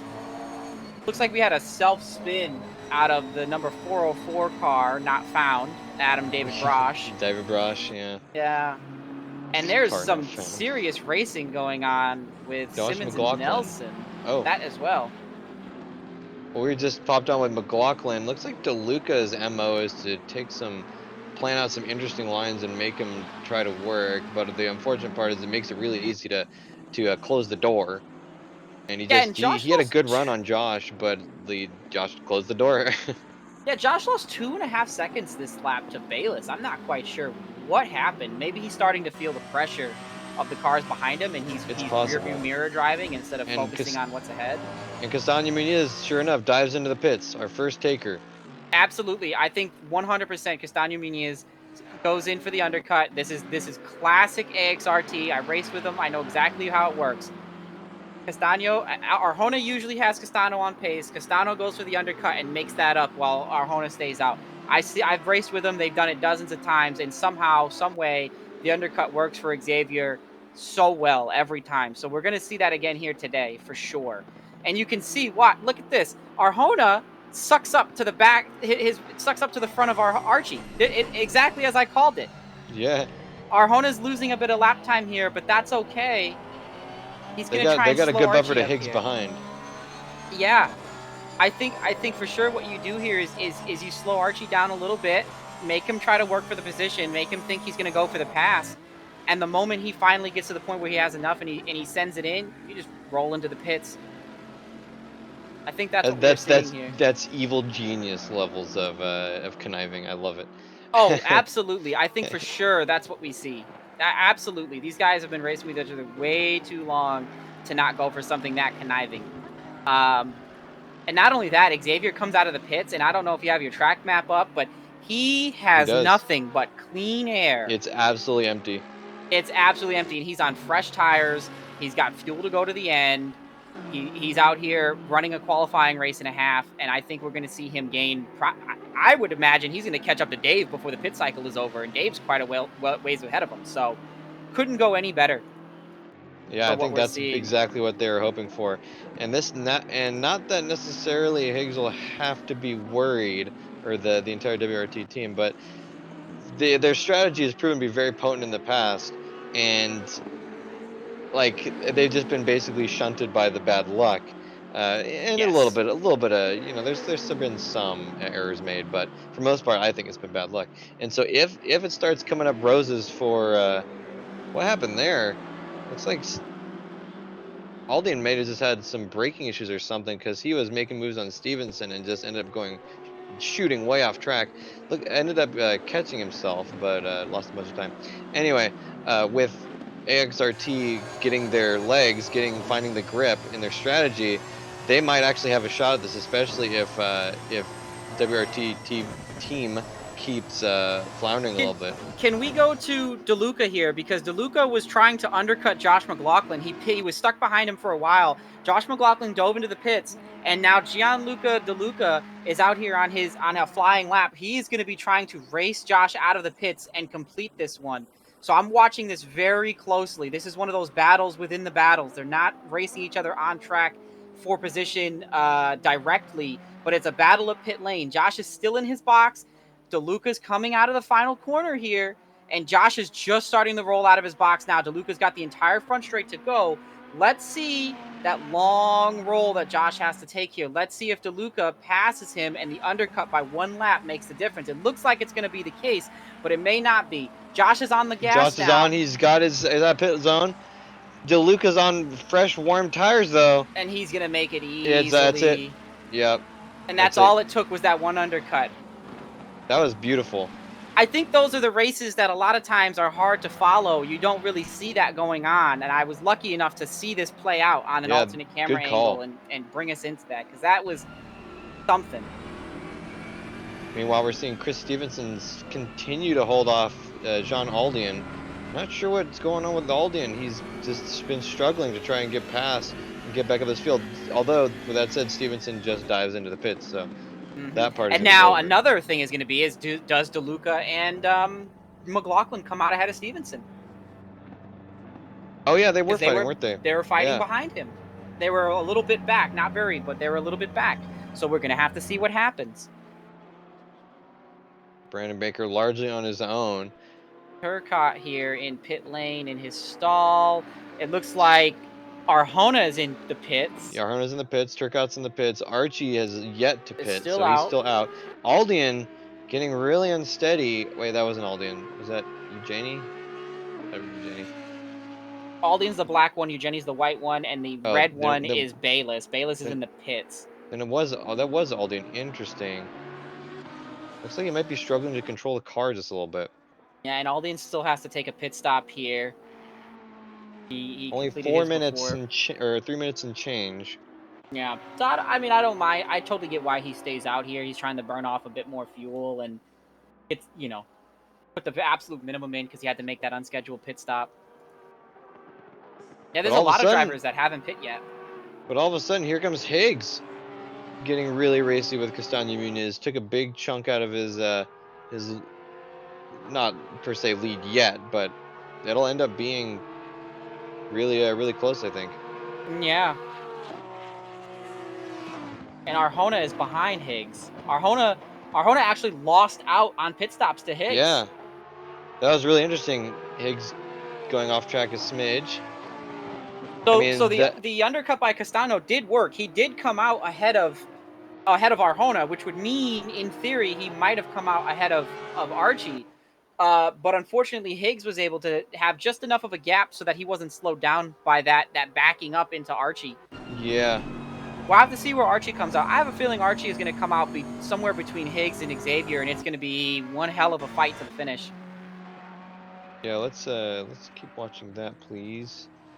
Yeah, and we're looking at one of the last chances for some of these cars to get down into pit lane. Bellotti is staying out. So Bellotti, it's going to be real close. Bellotti's going to the very end. Xavier Eugenie is in the pit lane right now. Baker is still out. Archie is in the pit lane right now. So let's go ahead and get our eyes on our leaders and see where they come out in relation to Archie. Baker is still out. Baker is still out. Eugenie is in. Bellotti is out. Archie is already getting it rolling. Yeah, Xavier's going to take the lead. I can tell you right now, Xavier's taking the lead. And the strategy paid off to get Xavier into the lead, but in the same sense, they still lost out on Arjona. Yeah. Oh, maybe it didn't. No, Maybe it I was didn't gonna pay say off. we don't. No, it's close. If he can make a move the next couple turns, otherwise, Yeah, before Archie's tires get up to pressure, there's definitely a chance, especially going directly into Maggots and Beckett's like this. especially with that Porsche. But if they can't do it before the hanger straight, it looks like not. Wow, inches, a game of inches. Oh, wait a minute. Oh, but he's got a little bit of a run yet. Going to the outside. That's an interesting choice through Oh Stowe. my Oh my goodness. gosh, it's gonna happen, isn't it? No. He's still there. Archie He's still is there. still there. They're still there. They're gonna touch. They don't touch. Archie makes the braking maneuver. Through He gives Vale him and enough Club. space. They're around the And he's outside. still on the Castagno outside. goes. They Oh, he hits touch. contact, They but touch. no foul. They're good. They're Higgs good. is right there. Higgs is They're 3 wide. Higgs Oh into no! Archie. Contact. Higgs into Archie. Archie spins. Oh my goodness. No. Archie keeps it off the wall and keeps going. He's gonna be upset about that one. That's gonna be one mad Lambo driver. Oh my Baker goodness. into the pits. Wow. That has to be an all-time highlight from ESR. That was insane. That was intense. I mean, That entire sequence was insane. the only way it could have been better is if they hadn't There come was together. no accident. Yeah, and then they might still be 3 wide. You never know. That was insane. Baker's just getting to his pit stall now. He makes it into his pit stall in time. Bilotti is coming into his pit stall now. He will be there momentarily. we're kind of seeing yet again another Newton's cradle effect because now Arjona's right there on Higgs. That whole battle slowed Higgs up a little and the bit. question is, I mean, I would be hard pressed to say that's not going to be a heavily talked about and reviewed incident. So I can tell you right now that's that's going to have to go to a panel right out the gates. That's too much of a tight incident there with so many pieces involved. The question remains, by Higgs shoving his nose in there and having that contact be made, who's at fault? Who gets a penalty? Is there a penalty? We might just see it be ruled a racing incident because those guys were racing incredibly hard and someone put their nose in. Who knows what happens? It's possible. We just and saw Arjona's Higgs. got a nasty run on Higgs, Yeah. and we're going to Higgs see a messed run up back. Stowe a little bit. This is a run back of what we saw with Archie and Xavier, although Arjona gets him on the brakes, but he doesn't hold the outside and pinch Higgs down as much as Xavier did. I still can't believe Xavier held the outside like that. That was incredible. I was just going to nerd out about that again. That was insane. That was insane. Beautiful. Just goes to show understanding your car and making, use of its strengths like that low speed cornering and the braking. It saved the day there. I mean, and it helped that Higgs did a little bit of A little bit of elbows. We'll see what happens with that. I don't want to speak on that yet. That was an incredible move by Xavier. Let's bask in the glory of and also by Higgs. And Archie. Yeah. I mean, oh no, Xavier goes wide. Wow, gathers it up in front of pretty Higgs. intense. Yeah. So I don't think we can take our eyes off the leaders here. After pit cycles, it looks like there's no other really close battles. Josh McLaughlin comes out in 10th place. He's got Xavier Jenny right behind him. Sean Kenny seemed to have been a bit of a loser in the pits. Comes out in 12th. Bayless is in 8th. Chris Stevenson is still in 7th. Arjona, had a little looky-loo. Bailed out. That has to be frustrating because the Porsche being so much better under braking, that opens up some doors. Matt Higgs getting really bold. Yeah, he's definitely taking some looping lines. I can't help but wonder if Higgs is worried that he might get a time penalty for that, and now he wants to get this lead and just walk away with it and open up a gap to overcome that. I don't know. I don't know what his game plan is. It's not unforeseeable. I guess we'll have to see. He is being no doubt more aggressive than he has in the past. Although, kind of once, at the risk of saying this, once you turn Higgs on, there's really no off switch. No, Higgs is gonna go. Yeah, he has no safe word. Energizer Bunny style. Yeah, he's gonna go and go. So we'll have to see how that plays out because Archie he's a ways back. 3 seconds, that's not unforeseeable, but especially if they continue to fight like this. Yeah, it looks to me like Archie's car. No way to take a look on my end, unfortunately. Yeah, it looks like Archie's car is mostly together. I thought he tapped the wall with his rear end. Another dippity dive. Oh, hard brake to get out of it. That ruined his line. I don't know if they would have come into contact though. Looks like Higgs was planning for it maybe a little bit. Although Higgs got a bad run. Oh, going real wide. Oh, Oh! a shoddy rejoin. That was kind of sketchy. That was Didn't end up being very anything. sketchy. I thought maybe Arjona thought he was going to make that move out wide and try for something a little underhanded there. Very lucky that that little bit of Yeah, contact didn't do more. Definitely can, especially when you're dealing with online services. yeah. Looks like Arjona is trying to fight fire with fire, trying to out bold Higgs, and that is a dangerous game you play. And this is really what we should have been seeing all season long. It's really unfortunate. It looks like That actually it XRT has looks been. like Arjona's trying to keep his brakes cool. He might have some brake issues. He dips out of the draft to get that clean air. I think he has some braking issues from being in this draft. He may have overestimated the cooling capabilities on this Porsche. Maybe his ducts are a But little closed a little too much. I think he's having some brake heating issues. He's diving out of the draft whenever he can. And as a Porsche in a battle with an Audi, that's an unfortunate move to have to make. Yeah, I mean, you have to go into preservation mode, so this battle for the Archie lead is is gobbled tight. up over a second in the last lap. I think he's going to drive like a man possessed. We've got 20 minutes left. There's no way Archie doesn't become a factor in this. Oh And yeah, I absolutely. guarantee you he is going to be going for Higgs. Arjona's an innocent bystander in all of this. And Xavier was just kind of, they were racing hard with each other. And Higgs was like, hi, nice to meet you. My name's Paul. And Exactly. I'm Paul. Yeah. I'm Paul. Yeah. Throwback for the 90s kids. We're back in a half more like. But Yeah. they're catching back up to Castagna, and Arjona's caught back up more or less to Higgs. So it looks like maybe he's going to try and have another go. Hopefully not around the same And corner as last time. Chris Stevenson, no contact for a wall or anything, but it looks like he spins. Something happened. He's lost several positions. He gathers it back up in 11th place. He was up in 7th. So very unfortunate. He thought maybe this was his time to shine. He wanted to go for that top 5. So it looks like Higgs maybe had not too great of an Abbey corner, because Arjona got right up on him. Actually had to dodge and brake a little bit to try and avoid a collision. And meanwhile, Archie's still another half a second here, another half a second there. This is And gonna get Josh messy again. McLaughlin is also battling back here, but let's follow the leaders. I'm just giving you the rundown in case we need to switch back. The battle Absolutely. between Josh and DeLuca is intense. They went too I wide got a through the final mental corner. mental list going on. Oh yeah. I know what we're gonna watch. Oh yeah, we're on for one here today. So Xavier's got a little bit of a buffer here. A buffer. He's actually getting larger. He was at half a second large or smaller. He was a half a second not too long ago. It looks like Higgs got a little I'm curious overzealous. if Higgs happens to have any automated race control warnings for track limits. Like that type of going wide there is the kind that usually That's trying to bites prevent. you. Yeah. Yeah, that's the kind that it gets you when you're like, oh, track limits, more than a deleted lap once you're in the race. I'm pretty sure that he's aware. I think he's trying to just go as far as he can. And I think Because he's definitely trying to game it. we've talked about track limits before, and he's well aware, or he has been. And maybe he's got that section of the screen taped over for now. It's like, oh, what? I didn't see it. But Yeah, well, yeah.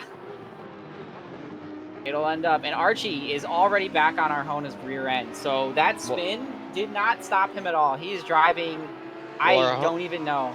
Well, Arjona handily bottled Brooklands. He looked like he wanted to have a dive on Higgs, but he was just not into it and ended up bottling it pretty handily. So we'll have to see how that affects him, because he's lost a good amount of time on Higgs already.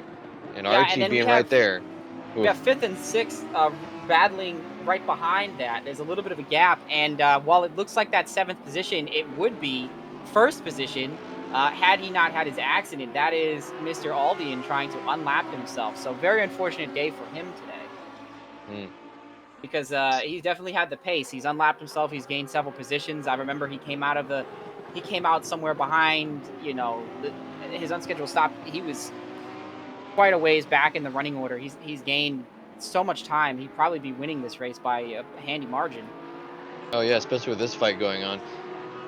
Man, Albert Arjona wants nothing more than to just be in front of Higgs. He's got Aldian coming up, licking his lips. He's hungry for Higgs, but I think Arjona might get caught in the crossfire here. And as you can see, Castagno is still just driving away, up to 2 seconds nearly of a gap. So, Yeah, unfortunately, and Xavier is closer in the points to Higgs than Albert is, but they need to. Higgs cannot just keep running away with these top threes, or else there's no hope for anybody. There's no hope in here anymore. You know, exactly. this is none. We'll have to see. We Again, will indeed. it's one of There's those issues where the championship could be wrapped up if it's a matter of conserving it by Higgs, but Higgs doesn't have an off switch, so. yeah, we'll have to see. And at some point, that may. I mean, so Chris far it Stevenson hasn't. off again. Yellow flags all And around his again, car. Arjona just getting overbowled in Brooklands, and now Archie's right there. I think maybe It may Arjona. it may be smart. It may be in Arjona's best interest to just let Archie by and try and ride his coattails back up to Higgs almost, because he lost I more than think, that than he did any lap previously. yeah, it's a tough one because we're so close to the end now. He doesn't have a chance to make a move back on Archie to regain that podium. And now you have to ask yourself, is the podium more important than the second place? If you want to, if that one extra position matters more than the podium, then you let Archie by and you say, go get him Archie, and you follow him through. You still end up in third, though. Yeah, You know what I mean? yeah, But now it's a risk for very little reward. That would be a yeah. matter That's of trying true. to spite Matt Higgs here The for the championship points. the 300 IQ play here, but there's just not enough time, is to let Archie go by and cause some havoc with Higgs and maybe make a mistake. But that's, you're playing fast and loose with the fates here. So Yeah. I think the smart move is just to cash out now. Okay, third place. All right. Maybe we'll try and again Higgs. Oh, he's caught back up to Higgs. Like he was almost a second and a half down, and now back up to less than a half. I think. I wonder Having if Higgs. driven, I go wonder if ahead. Higgs is having some troubles here.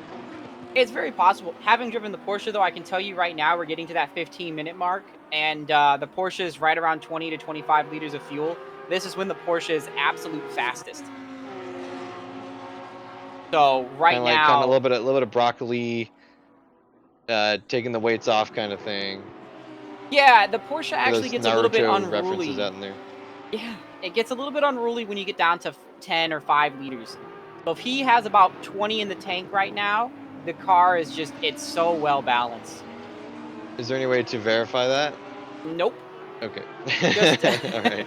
this is my guess. Having driven the Porsche, the car is probably going to be as good as it's going to get for the last 6 or 7 minutes, or going into the last 6 or 7 minutes. This is where it's going to be the best, and it's going to fade a little bit towards the end. It'll be fast, but it'll be hard. It'll harder to drive. Yeah, it will. And Again, right Arjona is on him. right back on Higgs again, actually pulling away from Archie a little bit. If he can keep it calm through Brooklands, I think he might have a chance. And Baker is side by side with Turcotte, by the way, just behind them, less than a second behind Archie. Although that may be different now after. Arjona dives. I'm He's sorry, getting 8 out seconds again behind into Archie. Brooklands. Not very bold. That ends up. Oh, he's trying to set up a pass maybe. Yeah, he's going for that over-under here. An On over-over. an He didn't go over for the maybe. under. Oh, Yeah, he needed to that be more was, decisive with that cutback. yeah, that I don't hurt think it's him. going to happen. Higgs sucked it down to the inside and said, yeah, you ain't getting that one.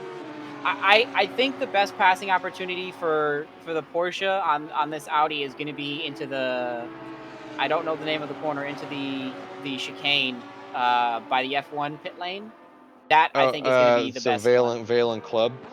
Yeah, I think that's the best bet. He can get a nasty run going through the right-hander.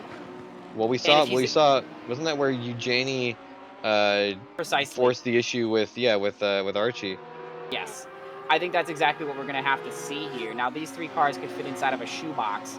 If you tried to order them from McDonald's, you'd be paying for a triple cheeseburger.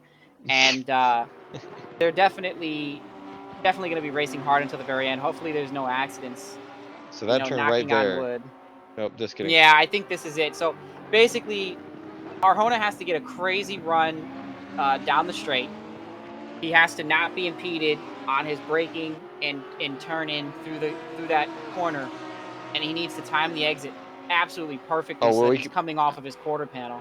I mean, even just then we can see how the Porsche's got that area locked down pretty hard. Yeah. He's just got to set it up through stow and stuff, and Yeah, it he needs the sucks right. because the hanger straight is right before that, and that's where Porsche's kind of weak. And not that the Yeah. Audi's necessarily strong, but it's stronger. That's all Yeah, that I really mean, the matters. Porsche's really strong here. Oh, maybe we see him get a better Ooh, run out of this corner. but again, back up into Brooklyn's. He's really well. This might be enough draft to do it.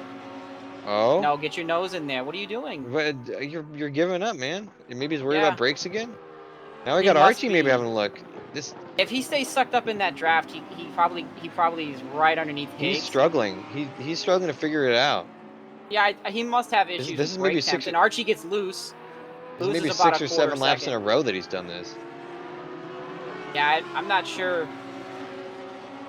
Seems a bit afraid of the draft. It might be the pressure. I mean, he's got to kind of figure out. Looks like we got the 51 and the 404 battling too. I can't tell who those are, but I just see the numbers. But that's some. That's Jones and David Brosh. Brosh, but they're not Yeah. on the same lap. Oh. Not on the same lap. Brosh is a blue flag vehicle. But yeah, he's got really two options. He could throw it up hard into Brooklands, as he's been kind of shown that he looks like he wants to do. Or he could do the Muniz thing of going into Vale and Club right before the F1 straight. Either of Yeah. those is kind of valid, but you kind of can't plan both of them at the same time. They're too close. Yeah, I mean, the only alternative here, which I would have probably tried to go for this before Xavier checked out, and this is hindsight, and it's basically you don't really have time to risk this. You could, is ideally I think what could have happened is Xavier definitely could have set up Albert for a pass by being the lead car in this equation. All he had to do was try and back up Higgs in the right sections, and kind of not play blocker, but play someone that just kind of breaks up the run that Higgs is getting. Let Arjona get a run on Higgs and him. Obviously, it's not enough of a run for him to pass both of them in the straight. But then he's able to get alongside Higgs, and then Xavier would switch lane, would make sure that he drives the lane in front of Arjona to give him the draft, basically, and lock Higgs out. I mean, I've done moves like these in the past with the Astons in the 3D series, where you set a pass up as the lead car. Ooh, but Higgs has a terrible line through. Is that the last corner? Yeah, that might be Brooklyn. So, man, because if Arjona could have taken mad advantage of that if he was just maybe a quarter of a second closer. But it looks like he's still hot on his tail, and Archie is biding his time. Looks like less than a quarter of a second between the two, and Castaño's out of here. Like Butler and Bessie are very well acquainted with each other as well. No But kidding. we're gonna just follow our leaders to the end, I suppose. Here, The Butler Bessie Beamers. No, they're Bentleys and Ferraris. You're thinking of Barker in the. You're right. In Bellotti. You're right, and Bellotti. That's right. Yeah. So My Arjona's got the right. That's okay. Arjona's got the right idea here, but he's not able to get the run he needs. Higgs goes wide there again. So it's clear that Higgs has maybe recognized his deficiency here. Maybe that's why he's taking so many wide lines at a stow. Could very well be the case. I mean, luckily it didn't look like Arjona was planning too much on having to make a move there. He's getting really close. Is he gonna tuck him back in? He's not being very decisive. I think he's trying to make Higgs mirror drive a little bit, and Higgs isn't having any of it. Yeah, no. Well, I mean, unfortunately, that's kind of Higgs's game. You're playing with fire here, Albert. And Archie is just sucked up right behind. It's incredible to think how much time he was able to make up after that spin. Yeah. Coming to a complete stop on the straightaway while they were able to continue. It's even more impressive, maybe around the outside. Yeah, it could be. Brooklyn's if he pinches again. Higgs down. He's nailing him down. He's gonna go for the over/under. What? Yeah, over under. Oh Now yeah, he's over gonna under. set up for But another he under. tried this. He tried this earlier. Yeah, he's got to pinch it down now. He's got to get See, that he's not- under Yeah, and get he's a better drive. Higgs is getting a better drive out of there somehow. Even though Well, Higgs is holding the inside very wonky like, it doesn't I make mean, sense. he might be able to do the same thing Castagno did back in at Club, which is hug the outside and just try and pin him down because the Porsche has that rotation. It seems like, and maybe Arjona's car just isn't set up the same way. But I mean, he's gotta kind of recognize the situation a little more and take advantage of his car's strengths. Because it's on him. Higgs has just got to kind of post up wherever he is as he's been, and it kind of ends up working out in his favor. Got a couple more laps, 3 maybe. Looks like Kenny had a bobble and lost some positions there. That let Stevenson get back up to 12, but nothing too crazy going on. There's a few different packs on the field, but this is the most important one. Again, Higgs goes really wide. I'm curious if he's actually not if he's actually staying fully on the tarmac and he's just really using all of that curbing runoff legally. I'm sure. It's just from the camera angle that I have from above, it's one of those issues where it's like, woo, it's really using Yeah, it's the possible. tarmac. Well, Arjona's chosen his strategy. He wants to apply the pressure to Higgs, but Archie now is also catching. And Archie, being given the last 5 minutes is upon us, he's going to be making some moves as well, and that might jeopardize any strategy that Arjona had. In fact, I'm almost sure of it. It's all about who picks when. The Lamborghini has very different strengths than the Porsche does. Staying in the draft now. He's going to the outside. We've seen But this before. this is Brooklands. This is the same place again. He backs out.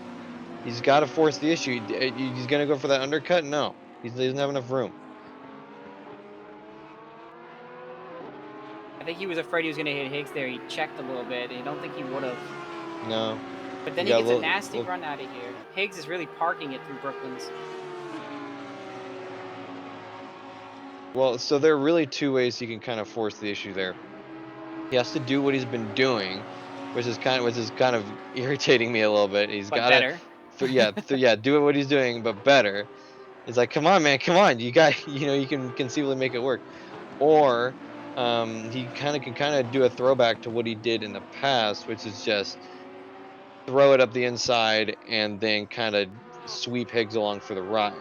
Yeah. Now I don't know which one would work.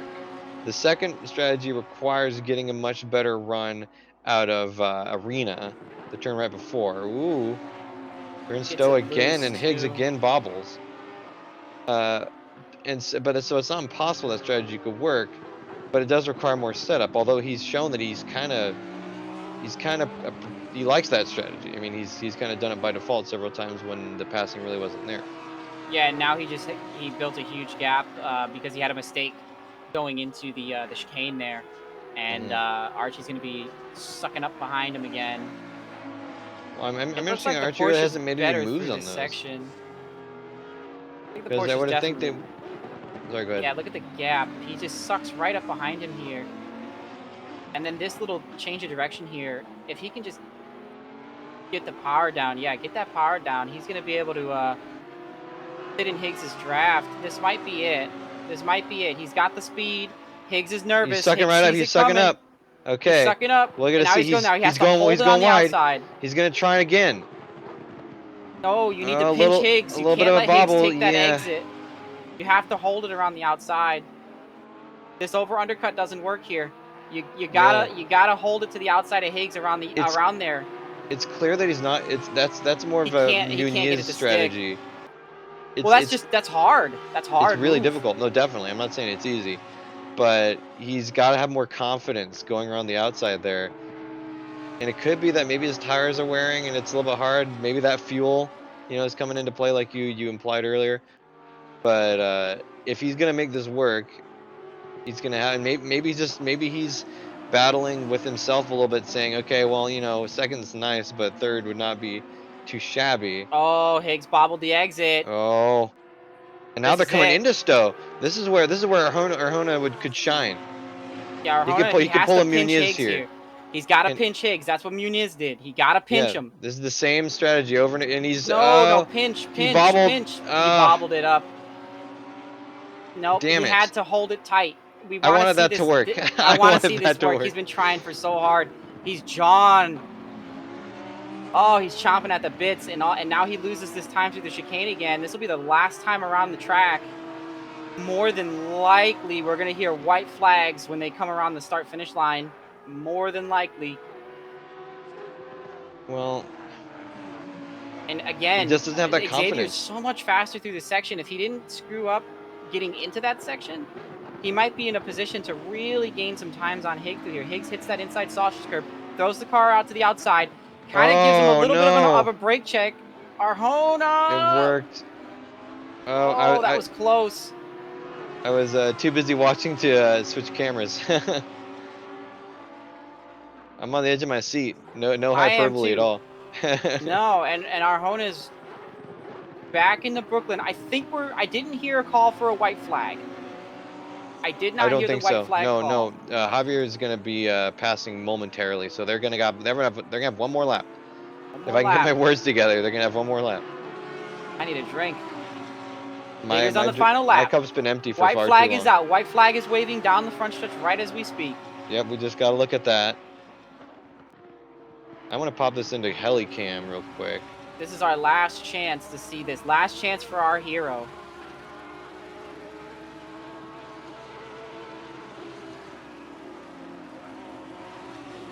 Okay, so he's preparing. You can see him kind of try and test the waters, but Archie's still back there. Arjona gets a decent run. Not like he had last lap, though. Last lap was the one. Don't Yeah. overbreak yourself. Get on the outside and pinch him down. Pinch him down, and you can't let him get that exit. That's the thing.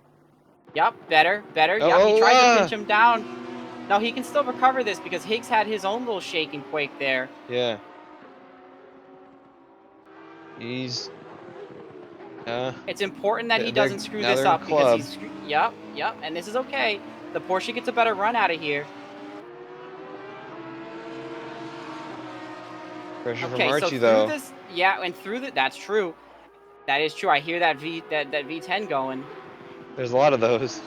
Arjona's much faster through this entire section than Higgs. This is the closest he's been through this section in a while too, so it's Now very Arena. possible.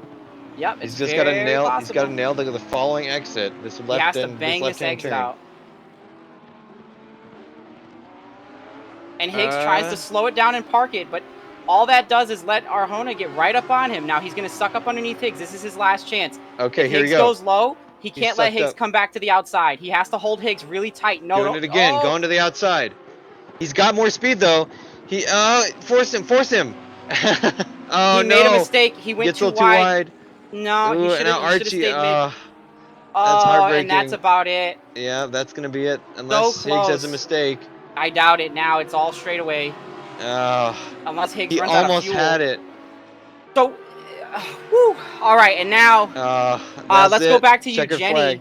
Okay. Eugenie and Bayless and the BMW buddies, and then we've got Bellotti and McLaughlin. Bellotti's got a run. What the heck is this? Bellotti's got a run coming down in the Brooklands. Josh McLaughlin totally screws up Brooklands. Bellotti goes for the switchback. He's on the outside. Again. He's got quite a bit of a gap though. Yeah, but Josh got squirrely mid-corner. There's a chance. The V12 power could do it, especially with how much wing he's running. And the draft. In the draft. Oh, that is close. That's close. Oh, that was good. Sean Kenny is unopposed. James And Butler is, and Bessie. Yeah, Butler and Bessie.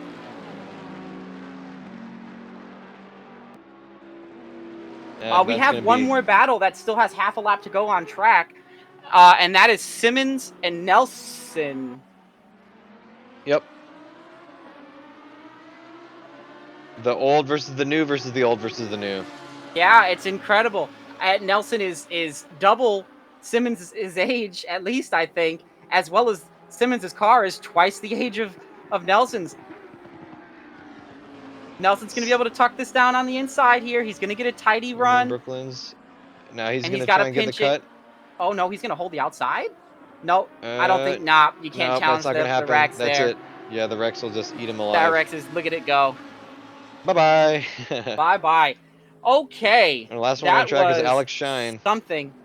Wow, what a freaking race! I am absolutely like I'm still on the edge of my seat. I need to calm down. Whew.